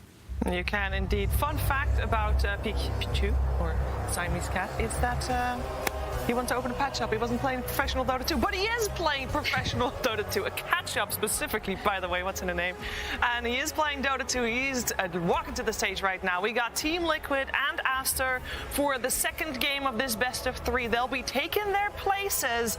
The pressure is on. The crowd is there to give them more energy, though, to propel through for sure as they are taking their seats. Now, one thing we've been talking about Aster, and we can continue talking about Aster, but isn't it also a lot of fun to hear players talk about players or teams talk about teams? For example, to hear Team Liquid talking about Team Aster. I think Aster, they're individual. They're very, very strong. A lot of the Chinese teams tend to have like a very good idea of like cohesion, and they play together very well, and they understand like how to ebb and flow around the map. Like when someone's being aggressive on one side, the other side is defensive, and they play this kind of map very, very well. I think their individual strengths, along with like, I'm sure Lana brings a lot to the table because their cohesion and their overall strategies is also very solid. In a lot of games, you can see they get severely outfarmed, but it doesn't matter because they just construct this 5-man ball that eventually will win the game. You know, no matter how much you outfarm them, they will win the game. It's their style, and it works well for them, and we're gonna try to counter that. Well, and they did already in that first game, of course. I want to talk a little bit more about the game plan that we saw coming out from Aster. This is one of the faster drafts we've had, right? Because you do have 5 days to prepare. We saw the Underlord Spearbreaker, XXS Baboka have been playing together in the same team since 2015. That's over 7 years, Lacoste. Yeah, I mean, 7 years. Some people have not been playing Dota for that long that are in this tournament, which is, you know, pretty impressive. Sticking together, the chemistry is out there, and they're on to something. I mean, Monet did talk about, you know, I'm going to quote him, with the 5-day break, it feels like everyone's caught on a cliffhanger. Like, it's a lot of time to think about what you're gonna do, and I kind of liked what they had in this game number 1 with the Spirit Breaker and the Underlord, because you can have like a bit more of a global presence, and also Underlord against the Bloodseeker, where you can use the portal reset, going back to Fountain while you're ruptured and then come back in. So you know that they're theory crafted quite a lot. We could see this in game 1, but they might need to bang out something even stronger. But to talk about the other side of the coin, I think Liquid prepared for this match so well. I was genuinely so impressed. I did manage to talk about it a little bit, but they gave away Aster's comfort heroes. They gave away the 2 heroes that they lost to in the upper bracket, right? They lost to Aster's Lesh and their Sniper in that game 1, and they just comfortably gave it away with ideas of their own. And I thought that Broodmother into the Lesh was very innovative, because typically you don't really think about them as a timing versus timing hero, but that's actually what it turned out to be. And of course, Boxy, who lost on the Marcy twice to Aster, just came out swinging, right? He had a great upper bracket performance, but this one topped even that. So I feel like Liquid, their momentum didn't stop. The 5-day break did not hurt them like a lot of fans were worried that it would do. It actually seems to have benefited them. And you can really see the impact of the 3 coaches in Liquid now in this 5-day break. They really upped their analysis. And going back to Aster, I don't feel like what they prepared is something that they want to go back on. I think they can feel pretty good about that game, especially Baboka on the Spirit Breaker. He was, I think, some clutch stuff. Yeah, the same way that we're talking about Boxy playing Marcy, if Aster had won, we'd be saying almost the exact same stuff about Baboka. Like, the 4 positions both carried so hard in both of these games. So I feel like the game just came down. It was very close for the entire thing. It was back and forth either way, and it came down to like 1 or 2 like clutch fights right at the end. I think Aster can repeat the same thing, maybe with a little bit of a tweak, and they can feel good about their preparation. I mean, after the game, it's easy to say, oh, they should have done this, done that, but I don't mind. Like, I think Aster played well. The shot calling, when to use the buybacks. This is where the game kind of went towards Liquid's way, because they used 4 buybacks, and they didn't get too much out of it. They got Aegis. Boxy did still shard, and it's a meme shard. You know, he also consumed it. Okay, guys, it is time. We're going to head into that second game of Liquid versus Aster. Let's head over to some experts for the draft. Team Liquid. Team Liquid versus Team Aster. Game 2.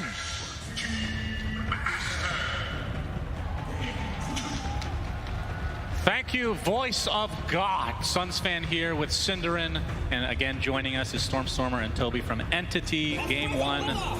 What did you guys think? Exciting match. Great to kick off, I think. A lot of action in early and mid game, a lot of fighting. I think you could see the nerfs a bit as well. Like, people tend to go for a bit more risky plays and stuff, but I mean, that's what the stage makes you do. So pretty enjoyable, pretty back and forth game, enjoyable to watch.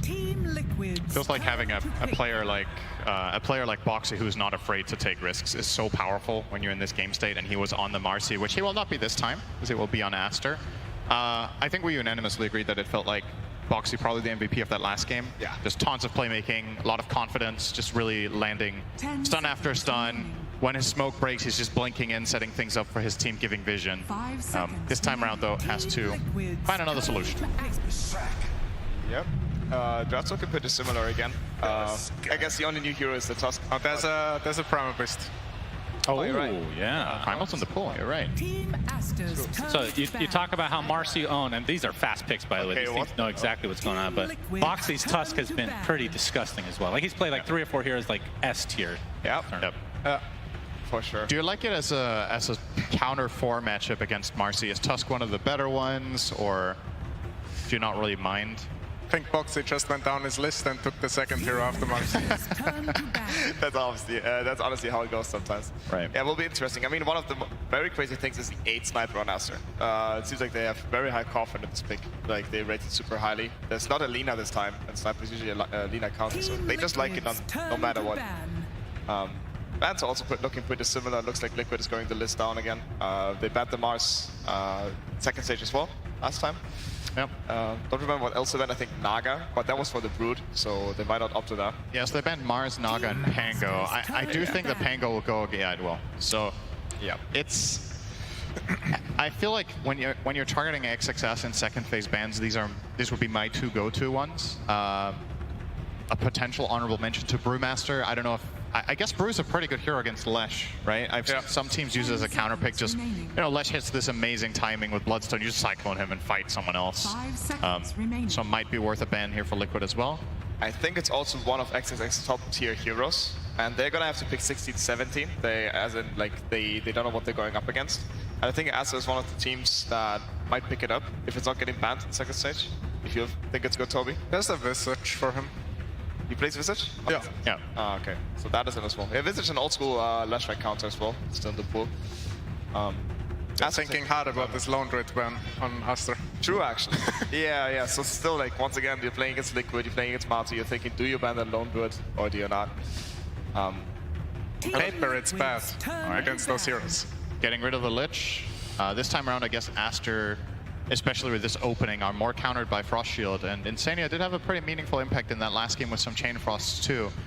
However, would you say Lich is like, I guess the Frost Shield component against snipers, just straight right click is nice, but he's never really going to be in position for Chain Frost. He's never going to be in range for the, and he's one of the heroes that can kill the Spire if Lich goes for that. He's kind of a hybrid mix. I think the Frost Shield would have been good against both Sniper and Marcy. Yeah. Like, it would have just countered them too hard with the Lash. Also, the Brew ban coming out last from Liquid, I think that's very smart. As I said, like, XXS really loves this hero and would have been a decent answer to the Lash Rack. The main coming out is no surprise, honestly. Maybe it's a surprise it didn't get banned. It's one of those heroes that Insania just loves to play. It's another Frost hero and strong in lane. Surprised it didn't get banned, I guess. Yeah, they're more afraid of Lich than Serum. Yeah. But I think it makes sense against Marcy and Sniper with the Lash, no? Like, I guess. With the Frost Shield. Do you think there's any downside to having a lineup that doesn't have a ton of flexibility right now? Kind of know where I mean, you said they could play position 1 Lesh technically. You said Aster wasn't able to do that probably, but as we're going to see a Putka. Oh. Yeah. Okay. This sniper patch is flex, definitely. I meant for Liquid. Yeah, I think Liquid, they don't flex the Lash too much. I don't think Matos played Lash a single time this tournament, and Mika always had good results. Mika can play safe lane Lash. I suppose, yeah, if there's a good reason. Oh, wow. Oh, that's Okay. Silent. They really want a solution for the Sniper in their lineup here with that backline jump. This is really interesting. So I believe it was Liquid against Thunder Awaken, where Thunder were picking Pudge into Lesh, and he is just insane against this hero. You pop Flesh Heap, you take basically no damage from Edict, you take almost no damage from Pulse Nova if you have any sort of magic resist on top of it. So is a direct counter here from Aster to the Lesh. Do you feel like Storm's matchup against Pudge is meaningful though, or? Yeah, it's interesting. I mean, I honestly don't have to play any of those two heroes, but it's probably a decent matchup for the Storm Spirit. He does very well against many melee heroes, and obviously an answer to Sniper, which I feel like they were lacking. I think the mid matchup is probably fine. I've seen Storm lose mid really hard to Sniper. Yeah, exactly. That's what I was thinking as well. So like they could actually opt to put the Sniper mid and the Pudge carry. That could be a very, I think, Sniper fair matchup of midding against the Storm. Is there a world that you can play a 3 Pudge on XXS? Because he has also played that hero in the past, or is that just kind of outdated at this point? We've barely seen it this tournament, right? It's almost only carry and mid. I think that would be wild. I think that would be a bit like crazy, especially because Monet and Ori are just insanely confident on it. Yeah. And I picture XXS as sort of the teamfight hero player, like the Panda like a band out the Pango, the Mars. They even banning like more and more the Tide. I think they want some AoE control on this last pick on Aster possibly. Liquid, by being second pick, will have the ultimate last pick of the draft. You guys need to pick a hero for XXS now. What's it going to be? Like you don't know your carry matchup, so I'm assuming you're trying to pick an offlaner that initiates for your team and maybe has a solution for Storm to an extent, or Sanking? No. No. You don't want to get counterpicked by Matu and playing his Sanking. Yeah, so... Casual Visage. Visage? Okay. 10 seconds remaining. Any melee strength hero. Visage is pretty decent in this game. I guess as a teamfight would then not look that good. I'm still curious if Liquid is thinking about putting the Lash Strike possibly on Matu, but I think it's almost 99% on Zai. He showed it multiple times. I like Dawnbreaker against CM. Oh, Dawnbreaker's still on the pool, Just killer. Liquid might ban it though. Yeah. Dawn for XXS is definitely an option. He was banned last game as well by Liquid. It's kind of going down the list again. I wonder if there's anything else they have their eyes on as a potential threat that Aster might go for, but yeah, Dawn seems pretty solid. What else is in the pool even? So Brood is out, Enigma is out, Mars, Pango, Brew, Tide. So many 3s are banned. And the Visage. Right. Higher. Okay. Right. Toby got it. It feels like Dawn is a nice like layer of protection for the Sniper later on as well. Like it could be the difference maker about whether he stays alive or not if he gets jumped by like Storm Tusk. Maybe a Dawn ult can buy some time. You also have the hook obviously to try, and you have the... If it gets really crazy, maybe you can get a dispose off, but most of the time that's going to be tough. So what do you feel now? You like the Visage, right? And now that's not an option for Aster anymore. So what I don't really like Dawn, but it's like the only thing left. Still the best one? Okay. Yeah, this is a tough one, honestly. I'm not sure what else is even still left in the pool, and you have to consider that Liquid has the ultimate last pick against it. I'd say I've seen Lone Druid do pretty well against Dawn in games that I've watched. Not really here at TI. I don't think it's been a common matchup, but just high-ranked pop games, Lone Druid fares well in that lane a lot of the time. Are you thinking about Lone as Aster? You probably are, right? As an option here for Liquid. So is that a concern for Dawn, or is it still just the best choice you have and you just kind of have to deal with it? I think you just have to pick it. There's also the Underlord that he played last game. Yeah. Maybe it's a tough blind pick, but it's a decent hit. Omni Knight. Wow. Okay. Okay. Who's a core? Marcy or Omni? Or Jakiro. Or Jakiro. So what's the idea? So this is a Matu hero, right? Lone Druid, you're saying. What do you guys think of Spectre? Good against Sniper, good against like pure damage through Omni Knight's ult. I think they have Pudge problems. They need Pudge is too good against that? Yeah, they need someone to need damage for Pudge. Yeah, the Lifesteal are so out. The Spectre is not really needed because you already have the Storm against the Sniper. You could double counter him, but I'm not sure also how... Like, Spectre is a pretty outdated hero. Is there actually even a carry left that counters Pudge on that matchup? Ursa, Bloodseeker, and Lifesteal are the 3 best. They're all gone.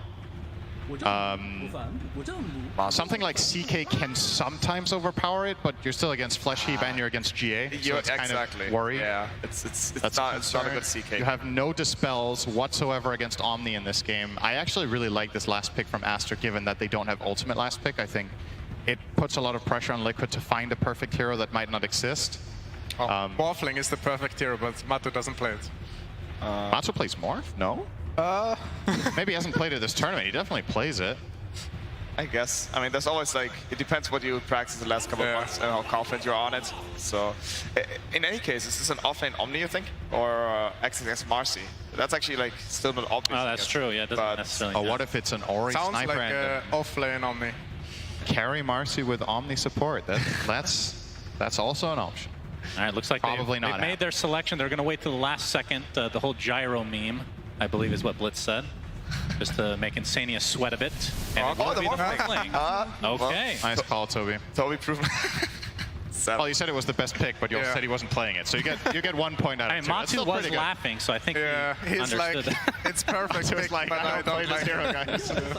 Toby on the case predicting every hero. All right, so whose draft do you guys like? So it's a 5 Omni for P2. Offlane Marcy. Offlane Marcy XXS. Ori mid Pudge. Ori mid Pudge, exactly.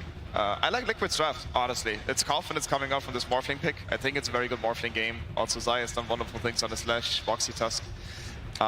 Curious to see how this mid matchup will go in the end, the Storm against Pudge, but I think Liquid's draft is... I like Liquid's draft as well. It's pretty damn good with this Morphling last pick. I think they got them. How do you think Marcy Sniper fares against Lesh Tusk? I feel like that might be the lane to watch here. Is that clearly favored for either team? Assuming it's... Or, sorry, I said Marcy Sniper, sorry. Sniper Omni. Do they have the tools necessary to lane? Sniper Omni should do very well in this lane, I think. Okay. Unless they get outplayed. And Marcy in any lane will do well, right? Yeah. I think that's what we've learned at this tournament. Yeah, I mean, this hero is still bonkers, I guess. XXS can also do good things. Jakiro, by the way. Yeah, so Marcy Jakiro against Morph Maiden probably is going to be a farming lane, largely, right? But the Omni Sniper is definitely an oddball. I guess the Marcy is also like not counted in any way this game, except the Morphing Baby. I'm not sure what the lane goes like, but it's a decent Marcy game as well. Oh. So Sir Action Slacks, I believe, is with us here with a nice interview before game number 2. Let's hear what he has to say. Absolutely. I am here with Lanham and Helen. Hello, everybody. Welcome. First question for you. You're up against the big blue team, the big blue meanies here with that draft. Sniper last game, Sniper this game. I know Liquid has not beaten Sniper yet. Is this on purpose? Do you think that's their weakness? 你们对战一支全蓝的队伍，在本次比赛当中 ，Liquid 没有击败过火枪，你们是做了功课针对他们的吗？这个英雄对他们的英雄池有一定的克制作用，Well, this hero kind of counters their hero pool. A standard answer. All right. Let's talk about Omni Knight. Now, we don't see this hero a lot. Coming out here, last chance here. Do you believe in the omniscience? Do you believe that this is the power you need to come back in the series? 其实全能在本次比赛当中并没有选的很多，你对自己的全能有没有信心？信不信他？我不信他，我也不会选出来吧。Why would I pick him if I don't believe in him? Yeah, baby. All right. And I just wanted to give you a moment here with the crowd. Of course, the crowd is cheering for you. They love you. I want you to have your last moment. So take it away. Say whatever you want to say. 现场观众有很多人都替你们打气，有没有什么想跟他们说的？希望兄弟们打气的那个声音再大一点，我在里面听不到，好吧 ？Can you guys cheer louder? Because I can't hear you. Oh, we want that cheer louder. Can we give him one more before he gets to the game, Singapore? I think that's pretty loud enough. All right, we'll throw it back to our casters.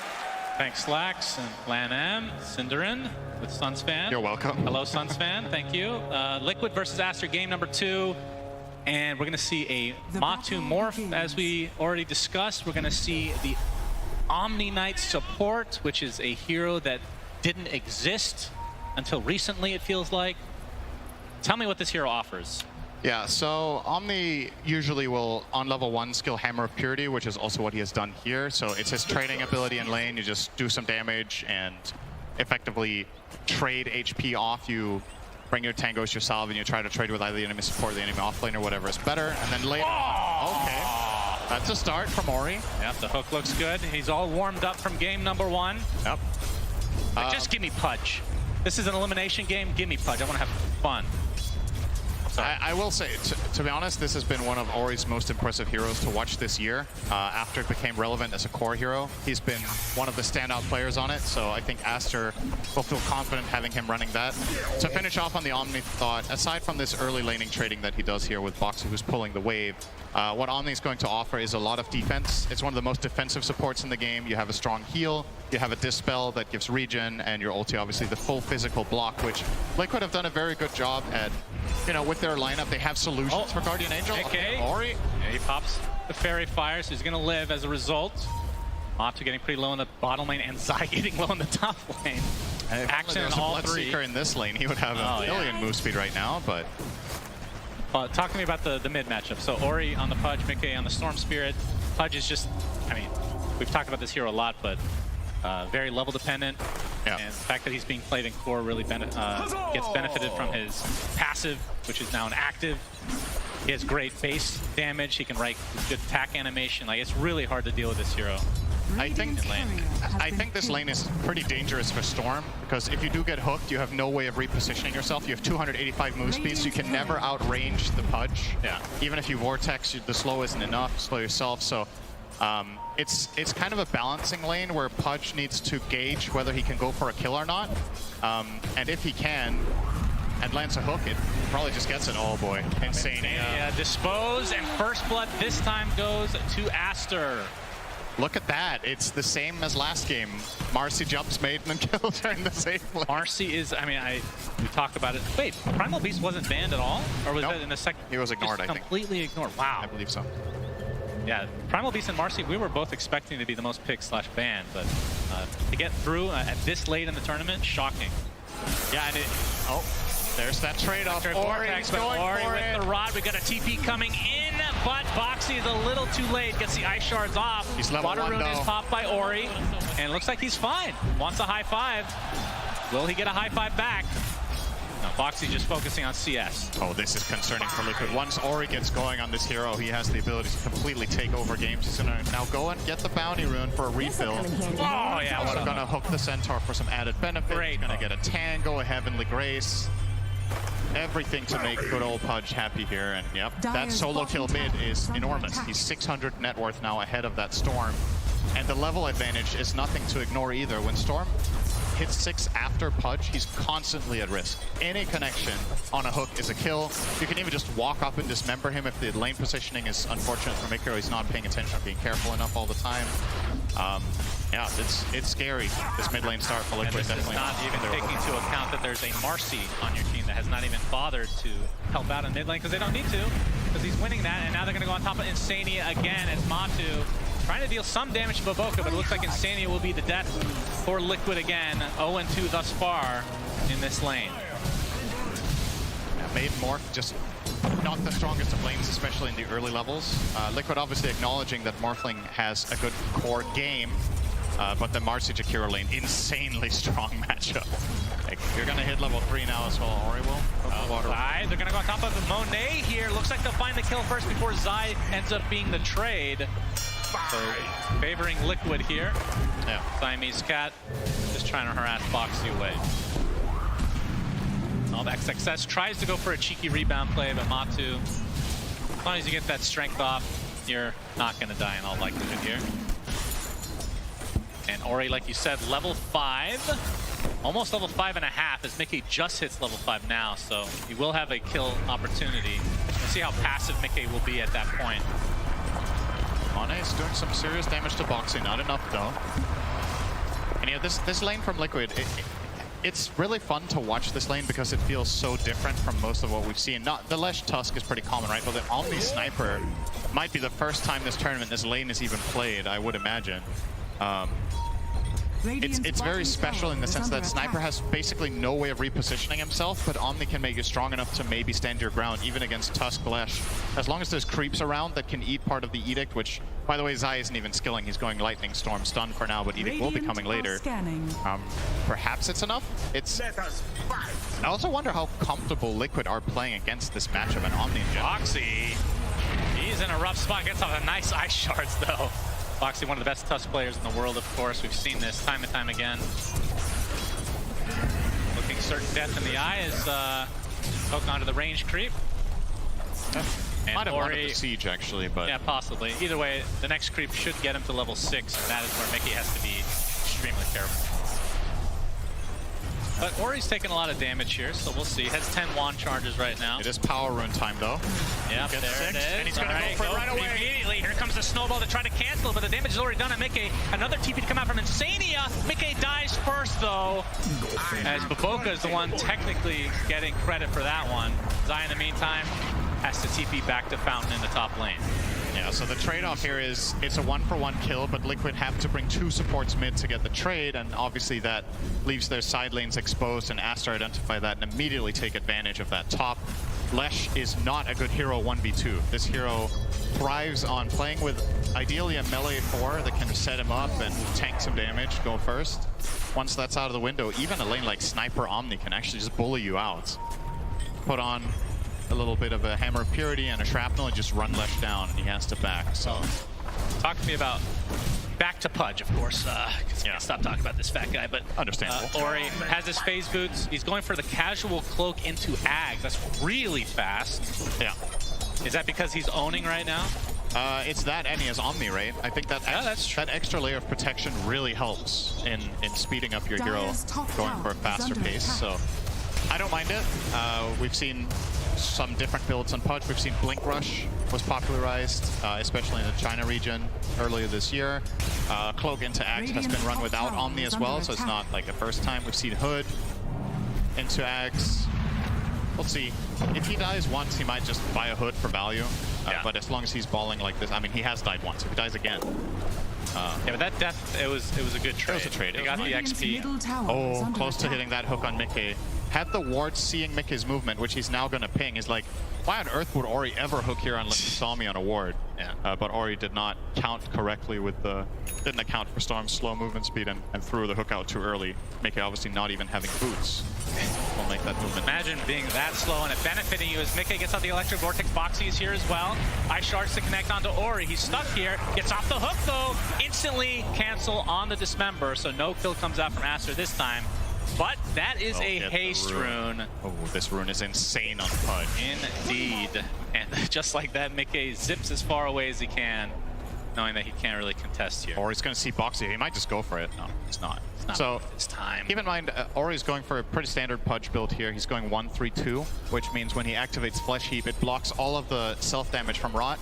This spell gains so much from the second point. And when you have that haste rune, you can just run at people with Rot and Flesh Heap on the duration, usually enough to find a key kill in a fight. So you've got to be very, very careful as Liquid around the map right now. Yep, and they actually just drew. I believe that was Boxy. They know that this gank attempt is happening. Zai TP's out. Honestly, I'm really impressed. Good attempt from Ori. Yeah, good read. Pop the haste now and get back to mid. Great read from Zai to TP there, because I think a lot of players in that situation just start running and probably get out from running, aside from the obviously Pudge connection there. So he knew that that was a haste play coming in when Sniper started playing aggro and instantly TP'd away, so well done. Still a very Aster-favored early game. Last game was a lot more even at this point. Yeah, but with all this this movement, it's kind of created some space here for Matu to catch up a bit. He's top 2 net worth right now, so he's off to a pretty good start. He, of course, went for... Oh, he's going straight Lincolns right away. First item. This is like super old school. It's pretty old school. It's not a build we see rebound right now. Sania is eventually, surely Crystal Maiden doesn't run away from somebody. Surely he is dead. They want Ori to try to get these Flesh Heap stacks. The hook connects, and Ori gets another Flesh Heap stack to his name, which is now at 3. But yeah, that might be the longest that Maiden escape from King ever. So that was like, I thought it was slow motion at first. Yeah. Big zip in with a connection from Boxy. They're focusing on Baboka. They get him. Mickey a little bit low on mana as Ori is now TP'd in. Looking for a connection of their own, faking the hook, not going to go for it. That was with the power rune picked up from Mickey. He got a double damage, and that enabled that play to be very swift. So immediately converting that to a support kill. Not the biggest, but it's still nice for Liquid to force rotation, if nothing else, from Aster. They do get the TPs in toward mid, which I think arguably are worth more than the kill itself in that instance. Just getting Ori as well as Pichu's TPs on cooldown. It could potentially open up for something here up top. Boxy is thinking about it. He's getting level 6 from the next creep in Fog. But Pichu in a very good position here, covering Monet, and it is a difficult kill. Keep in mind, if he Heavenly Graces at the right time and removes multiple abilities, Monet just gets that bit stronger. That could keep him alive. He also has Raindrop and a decently charged up wand. So this play probably does not actually exist for Liquid. Hook, Matu with a quick wave form. They could just go for the tier 1 tower on top of the Omni Knight potentially. Gets off the Heavenly Grace, but Boxy, he's the one kind of isolated right now. The snowball is going to buy him a little bit of time, but he's just going to get right-clicked by Monet. So a really easy kill here from Aster. Yeah, and Liquid even brought a Maiden for that just to die in a 2v3. That feels really bad. You're the one allocating resources to try to threaten the sniper, and he's just standing his ground, showing to be way too powerful with the Omni Knight behind. You kind of settled for trying to go on the Omni, but just not possible. Oh, we got Ori. He's going to get the Dismember up, but that's against another punch named Matu. Trying to get off a little bit of damage here, but he's going to get Ice Path inside the Macro Pyre. Hook back into the fray, and down goes Matu. Zip back in, but now the Heavenly Grace comes out as Mickey has to walk away in shame. Aster here in numbers. Not sure if they see Insania, but... Yeah, he's got no resources left. He's a pig. Oh, this is one way Maiden can escape for a few seconds, but now Hook potential! Oh! Crystal Maiden jukes in slow motion, but XXS is here. And again, the longest chase of Insania's life, but he created a little bit of space. Hey, you'd think it's impossible for him to beat his record from 2 minutes ago, but here we are. He actually kited them for a good half minute there. If you're a Maiden, you take that. That feels pretty good, actually. Yeah, for sure. Oh, Splitter the connection. There's Matu coming in with the waveform. Monet's just going to get right-click down in Oblivion, but Ori is coming into the fray as well. He's going to get stunned right off the bat. It's just a 3 versus 1 against this tanky Pudge. Splitter connects. This is going to be a huge kill for Liquid if they're able to grab him, and it looks like they will. A little bit late on a Heavenly Grace for Siamese Cat. So 2 core kills for Liquid. Yeah, and a tower. That could not have gone any better. And not a ganking duo you would expect in that instance as Monet. It's the Lesh Morph gank in the side lane. And the TP too late from Ori, and Omni Knight did not have one, I believe, so couldn't show up and protect in time. A big moment for Liquid, just recovering a lot of their early game deficit there. With 1 swift move, they find 2 cores in a tower. Doesn't get much better than that. That was a Savior Friend Syndrome domino effect. Something. But on the bright side for Aster, Ori is more than halfway to his Ags, and once he gets that against a Lesh, against a Morph, it still works that way in Morph, right? The health reduction. Actually, can't remember anymore. Yeah, that was changed. It should favor Aster. So a really good Pudge Ags game. I'll cancel the Pudge out there. I'll cancel it. I think we can kill him too. No cancel anymore. His thing is running out. Yeah. Yes, Fucking get it, boys. I said only cup 2. They sound very happy all the time, don't they? They do. I mean, it did win game 1. That's true. That'll help. Indeed. Ice Path not able to connect here. But yeah, I mean, this game was definitely Aster favorite, but that one move, it felt like it brought Liquid back into the game, and it's essentially even for net worth-wise, at least. You can see Zai still working on a Bloodstone. Obviously, position 3 is not going to farm nearly as fast as the usual mids that we've been seeing. Mickey getting relatively close to finishing the Sange Kaya. And of course, on Matu's side, let's go back to this Lincoln Sphere. This is like a Dota 1 classic. Literally every game you buy this first item. And then early games of Dota 2, it kind of transitioned over and then disappeared pretty much. I don't remember why at this point. More items were added. Yeah, a lot of the times you would see now, I think most Morphlings buy Falcon Blade into something else than Lincolns. There's like plenty of item builds you can go on this hero, but I'm just looking for the reasoning for the Lincolns. If is it Dismember, is it Dispose? Oh, Mickey zips in, but there's 3 members of Aster. He doesn't seem to give a crap about it. There goes the Guardian Angel, and Mickey's just gonna get punished right off the bat. And Aster super happy with this exchange as Insania baiting them into a potential chase of the lifetime again, but they will give up on that. you can't underestimate how much Omni does in these situations. If you're jumping a support and you're like, man, he's low, I can get this kill. Omni casts Heavenly Grace and a level 1 Purification, and Baboka all of a sudden wasn't even remotely close to dying. Yeah. But Mickey needs backup. This is not the greatest Storm game to solo kill in, because the enemy supports are actually relatively tanky, right? There's a Jakiro, there's an Omni. If you want to get a solo kill on either, you really have to burst your entire mana pool away, and then you might not even be able to get out afterwards, so might have had to wait for the Sanj Kai there. That could have made the difference, potentially. And Ori destroying an illusion here, as we're going to see a bunch of items picked up. So Bloodstone for Zai, and we saw Ori's Aghanim Scepter now being completed. Pudge is insanely strong right now. He's easily the strongest hero on the map. If he has Omni Knight protection and he gets Flesh Heap off, I think Liquid genuinely can't even kill him with 5 heroes during the duration of Flesh Heap plus Heavenly Grace. So they've got to be pretty strategic about how they approach this fight. Ori has queued up his next item. It's going to be the Blink Dagger. So, well, they're going to go on him top here. Flesh Heap is going to try for it. Ice Shard's blocking him in. Nobody nearby, but he's going to go for Dismember. Instantly canceled thanks to the Split Earth from Zai, but this Rot is decimating them as Zai forced the TP out, but the hook back in. Split Earth is coming. He's faking it out. Doesn't do enough damage, though, as Zai could just be walked down on. Ori with another stack of Flesh Heap. That's up to 7. Yeah. They need more heroes than that. That doesn't cut it. It looks juicy, right? It looks tempting. He's even half duration Flesh Heap when they initiate. All it takes is for one support to show up, and Ori can clean house there, and that's... And Aster back to 2K now. It feels like Liquid will not make that mistake again. It's kind of like you're testing the limits. Are you able to pull that off? The answer is no. Next time you're bringing probably the Storm or the Morph to make sure you get that done. But it's a costly learning experience. It's 2 heroes dead. It's almost a mid-tier 1. It's more Flesh Heap stacks like we talked about. And something else I guess we didn't mention. Marcy with Pudge is pretty interesting too, just for the rebound move speed. This hero isn't too fast, but effectively giving him haste when he initiates, he jumps on him. XXS will finish the tower here, no problem. Yep, very not really defended. Rebound, looking for an opening, but none to be found yet. Mickey's going to be shown, but no Blink Dagger yet there for the instant initiation from Ori. We see Matsu going for pretty standard morph here.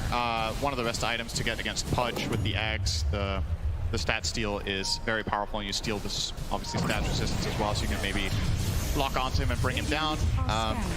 It's the link hits that's a little bit unusual, I would say. Maybe we're talking about that a bit too much for it's not like Let's bring it up for the 3rd time. It's not like an insane rarity, but I think a lot of players in this spot would have gone for a cheaper build-up with Falcon Blade into the Axe, or maybe well, I would say maybe it's a Manta game. I don't know. First item is variant.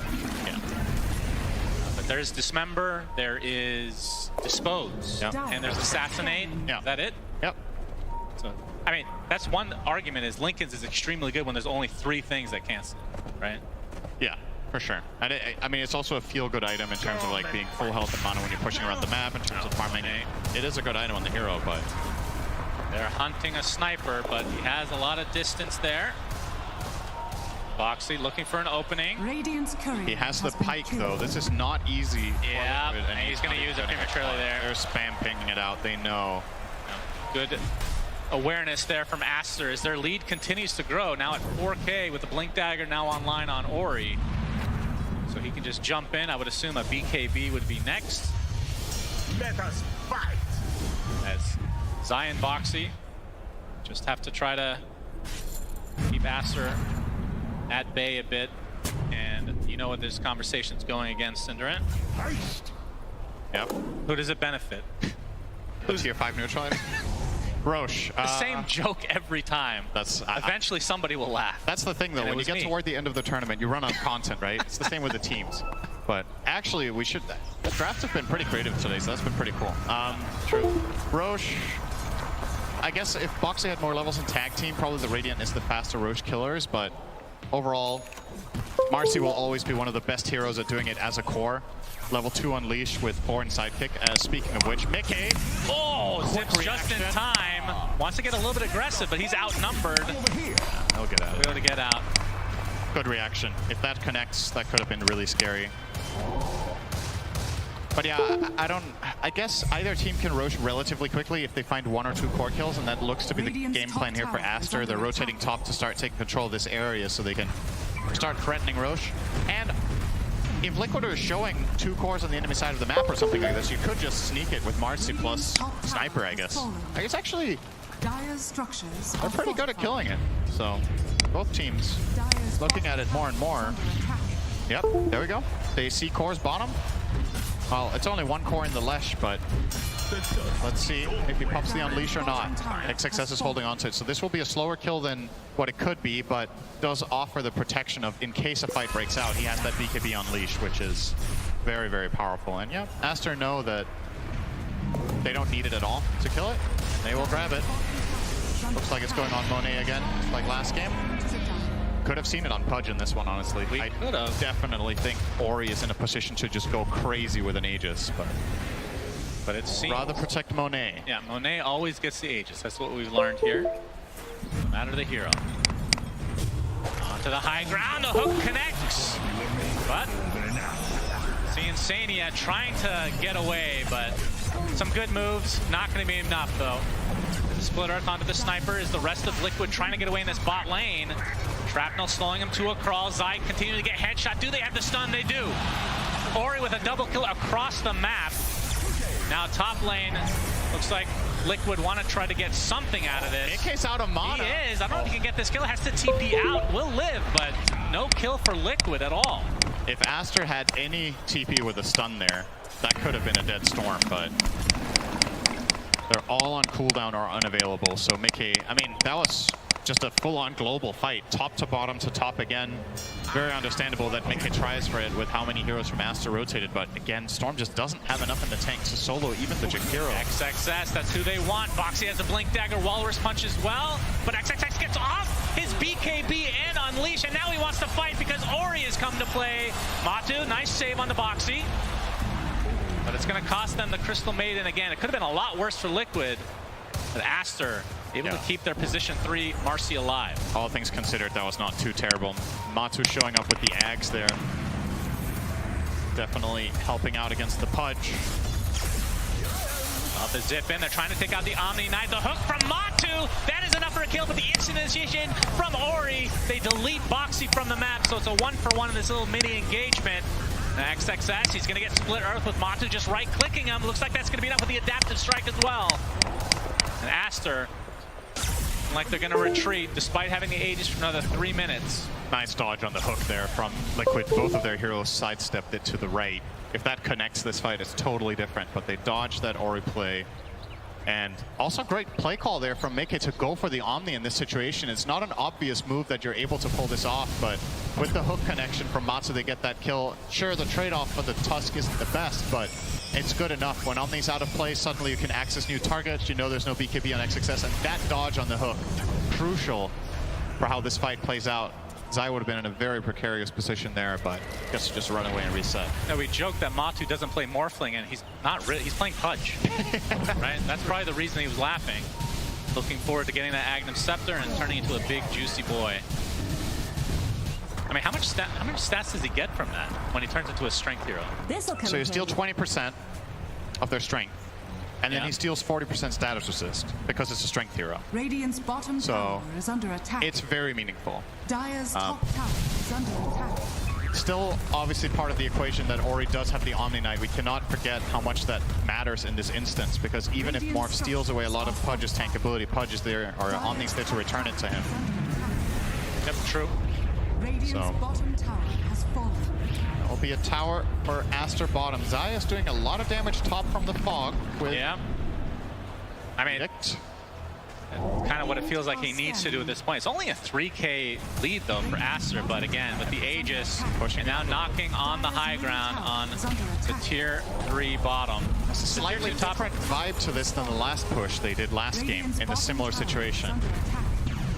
Feels like they're in a stronger spot. Yeah, but Monet continuing to get sidekicks. which he didn't get last game, so Radiant will structure definitely expedite the high ground offense. Dire's top tower is under attack. Top lane was being pressured a bit by Monte, actually forced out a fortification from Aster. Foxy there. But Ori, he wants to go in deep, instant initiation, counter initiation from Liquid. Snowball connects, the zip in by Mickey, pops the BKB as well, but he gets dismembered. He's gonna die inside the BKB, no! Zips away with just a sliver of HP. Now can go heal up in the fountain. Now that the BKBs are down on Aster, but the hook comes out from Ori. Zai gets off the Bloodstone, but it matters not. The rot is too powerful. Now this Rax is under peril. They're still pretty sustainable, Aster, with the Omni Knight. A lot of the time, Storm in situations like this can start finding kills when heroes stick around for too long, but Aster are not phased, they're not worried. They have enough in the tank to keep the heroes safe. You even see the salve here from XXS going to be up to full health again. And it's like nothing happened for Aster. The only thing that's really on cooldown here that matters is the Marcia BKB. Oh, the blink hook, dismember, death for Insania.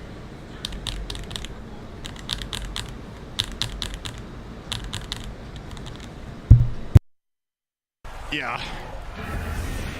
I guess the silver lining here for Liquid is that Mickey survived because of the status resistance on Kai Assange, right? He would have died that's a good otherwise. So, I mean, Dire's middle tower is under attack. it's a very thin silver lining. It's like, it could have been worse, but essentially you got basically nothing and lost a full lane.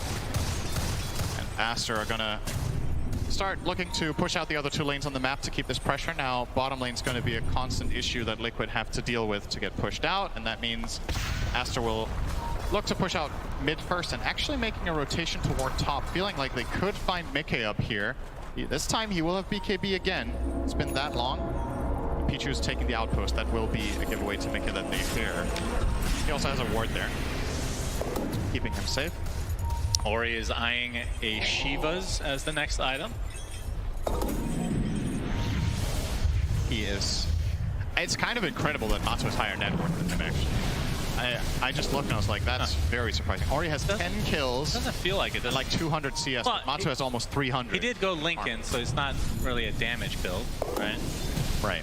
But now he's going Scotty. He's only a point booster away. But I feel like it's going to be one item on top of the Scotty before he's really dishing out damage, like a butterfly or whatever he wants to end up going. Damage.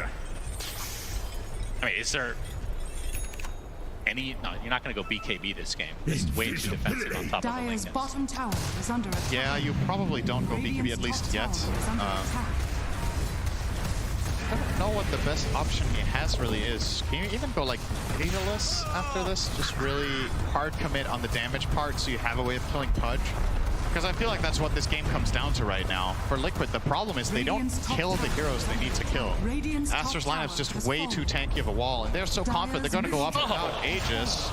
Almost landing the hook there, already trying for a blind one into the tree line. This is a possible fight for Liquid because there's no Aegis this time on Sniper, but if Aster continue to have good formation and very good coverage with wards from the right, it's hard to find that attack angle that Liquid need, and Aster are going to constantly pressure this tower with Liquid Fire, with Shrapnel plus attacks from Sniper. Yeah, the zip on in. They want to get the Omni Knight immediately. Will they get him? He gets 4 steps to safety. There's the Guardian Angel just in time, and Mickey has to buy back after dying right off the bat, and Matu is dead as well. A terrible fight for Liquid as the BKBs have come out from Aster. Now they can just focus down Zai. Another death, another kill from Monet. Ultra kill overall. Ori wants another hook, he gets it! Mickey completely out of mana as Monet trying to finish the job, but able to zip away is Mickey again, but Boxy slowed to a crawl and a rampage! Monet just sitting in the back while his fat friend does all the work, and he gets 5 to his name. Just an insane strategy from Aster, but I really think Liquid's idea of jumping the Omni Knight there feels like the only possible way that they can win a fight, and Aster were just quick enough to react. I think it was a defensive dispose from XXS that threw Omni away. He gets Guardian Angel off, and the moment that happens, the fight is actually lost. I think it doesn't matter what Liquid do after that point. They just need to try and disengage and look for a better opportunity, but it's too late. They can't get out. Pudge gets on top of them with a rod. They lose a lot of heroes. Oh, try here. Yeah, Mickey. Oh my god, the damage. Don't underestimate Monet. He's just picked up a Silver Edge. He hits really damn hard now. They do get the melee Rex. Oh, and there's a double damage. And there is a Rosh in a minute 20, which neither team knows, obviously. This was the attempt to delete Siamese Cat, but he got off the Guardian Angel, and Liquid just lose the fight after that. There's just way too much damage. Matu can't stand his ground. He's pretty tanky, right? He's got Lincolns, Ags, Scotty, and he turned into Pudge, I think. Didn't matter. It's way too much damage. Got it. This Aster lineup just proving to be formidable so far in the game. And if they... Oh. Okay, Insania, he's dead. He went scouting. He found them. Yeah, we can see that Rosh won't be up for another 45 seconds, so Aster just biding their time. Just want to play disciplined Dota, make sure they don't throw any leads. Here's the tricky part for Liquid, though. If they give away this second Rosh, I think the game is effectively lost. But the Rosh will spawn before Insania is up. So if Aster are in position at the time it spawns, they could effectively force a 5v4. And even if it's just the Maiden, it's still a pretty crucial thing for Liquid to not have there. It's a Force Staff that's out of play, it's an AoE slow that's out of play. Top barracks are under attack. Aster just needs to keep scouting it, and if they recognize it, they will be able to grab it for free. And I believe a courier will be sitting in the Rosh pit. Never mind. Doesn't work. Doesn't work anymore. But Rosh number 2 will try to push them back. I like this. This is another approach, maybe. Maybe you can defend Rosh by pushing bottom. Force a rotation, but Aster just elect to use the glyph here to maintain Rosh control, rather than TP back basically any hero that could have defended that tower. Yeah, I think Matu's gonna... Maybe they just give up the Aegis and Shard and try to get a Rax themselves. Matu going to town on this tier 3, but it's going to force the TP out. Under Jakiro actually cancels it. But Matu will still be scared off, and that is the Rosh. And now the problem for Liquid is, okay, so it's extremely hard to take this fight that you kind of have to take, so you're going to try to make this split push play, but the only lane you can split is the one that the enemy team has strong creeps in. So Aster is just going to force down mid, and the bottom lane will defend itself no problem unless Matu knocks on the front door. He's the only hero that can do anything about it. He's not doing it. Too many heroes missing on Aster, he doesn't feel safe. Monet with the Aegis, he takes the Shard as well, so has the concussive grenade. Even more slippery. It feels like the initiations from Mickey are pretty crucial. And this feels like a game you need to go Ags or something, but he's just going to be too far away. Actually, the Orchid is a good choice against the Omni Knight. Yeah. That is one way to try to counteract. But the problem is he has an Aeon Disc, he has a Force Staff. That's going to be They actually can't prevent him from getting spells off anymore. It's just impossible with the lineup they have. Need to get a Nullifier, which is very expensive.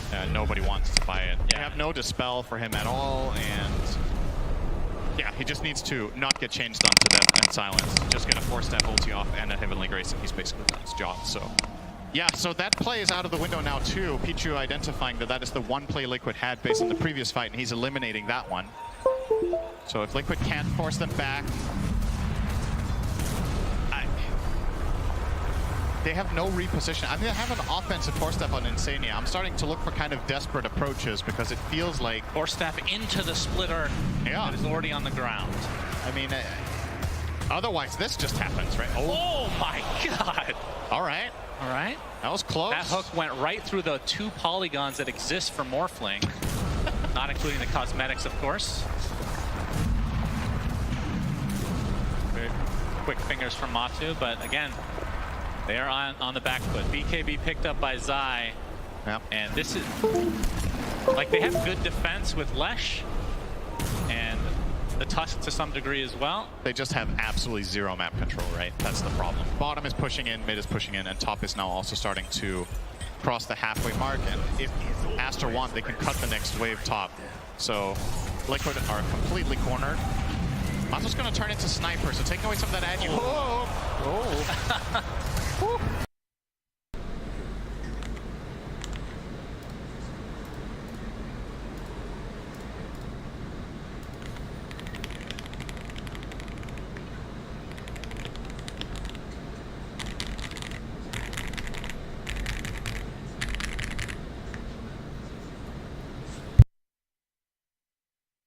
And there we go. So the last little bit of vision that Liquid had left given away by the camp itself. And you might wonder, like, why do you place a ward there? Isn't that going to be obvious to the enemy team when the camp doesn't spawn? Yes, but at the same time, it's really not an obvious spot to place it to begin with. So the sentries that you usually put in this area, which you see from Aster, the first sentry that they have did not find the ward, but ultimately they get it. Yeah, looking for the jump onto Matu. They're all smoked on the low ground. Overwhelming blink, not quite up yet for Ori, but yeah, this is kind ready of to go. telegraphed because nobody is like Zai is getting pretty far top. Yeah, they Nobody's scanned showing it. mid. They just scanned it right now. Trying to delete the ward. They do so. The hook is in, but Ori not able to connect. Aster having to reset, still with a minute 20 on the Aegis. Now they can just do the old sniper trick again. Get this tower kill. That's the biggest thing preventing them from getting onto the high ground anyway, on top of the split earth, of course. Linken's is popped now. Hook not connecting again from Ori, but there's the punch from Boxy into the hook from Matu. Already half HP on Monet, but again, he still has the Aegis, and Zai getting destroyed. My goodness, he melted. Freezing Field comes out just for a split second, but it matters not. A second death for Liquid. Hook on into Monet, but he gets a concussive grenade off again. And Liquid crumbling here in game number 2. Aster coming back with a vengeance, looking to get the mega creeps. Buyback comes out on Matu as one last potential stand here from Liquid. Mickey not able to do too much. A nice ice path comes out into the dual breath. They find the Pudge finally, but how much is it going to cost them? Boxy ticking away ever so slowly. Matu, the last remaining member of Liquid after the buyback now. He turns into Punch, or he's still Pudge in fact. Has the rot, just getting kited. Finally gets disposed back into the ice path, and he's actually staying alive thanks to the strength morph. Has to reset back into the fountain. Boxy has to be careful. This would be a dieback for him. He's gonna tick away. Matu had 6,000 health because he also had the strength from Punch.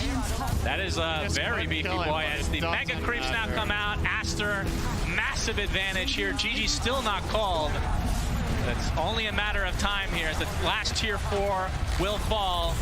Matu and Zai trying to get something up. Really want to kill Monet now that the Aegis is gone, but the ice path is there. Hurricane Pike on top, and that is going to be the death of Liquid in game number 2. So Aster, they come back really nicely to push this to 3 games. Yeah, that's got to be really good for their confidence. You know, in that first game, the first game was really close. There were plenty of opportunities in that game where Aster could have maybe started getting a big advantage. They didn't manage to claim it. Liquid ended it in a swift move. This game, Aster pretty much dominating more or less from start to finish. There were a couple of glimpses from Liquid, but for the most part, Aster just crushed them. I love their draft. I think the Omni Knight last pick was brilliant. They get their Pudge on Ori mid against the Storm of Mickey. He gets a solo kill. That's about as good as it could have gone for Aster, so we'll see. Liquid have had their backs against the wall many times already. Yep. They're definitely not scared of a game 3. That is very, very true. This is going to be a hype game 3 for sure. Let's go to the panel and see what they have to say about this Pudge performance from Ori. Thank you very much, Suns fan and Sinner. And indeed, a game 3. We wanted a game 3. We're getting a game 3.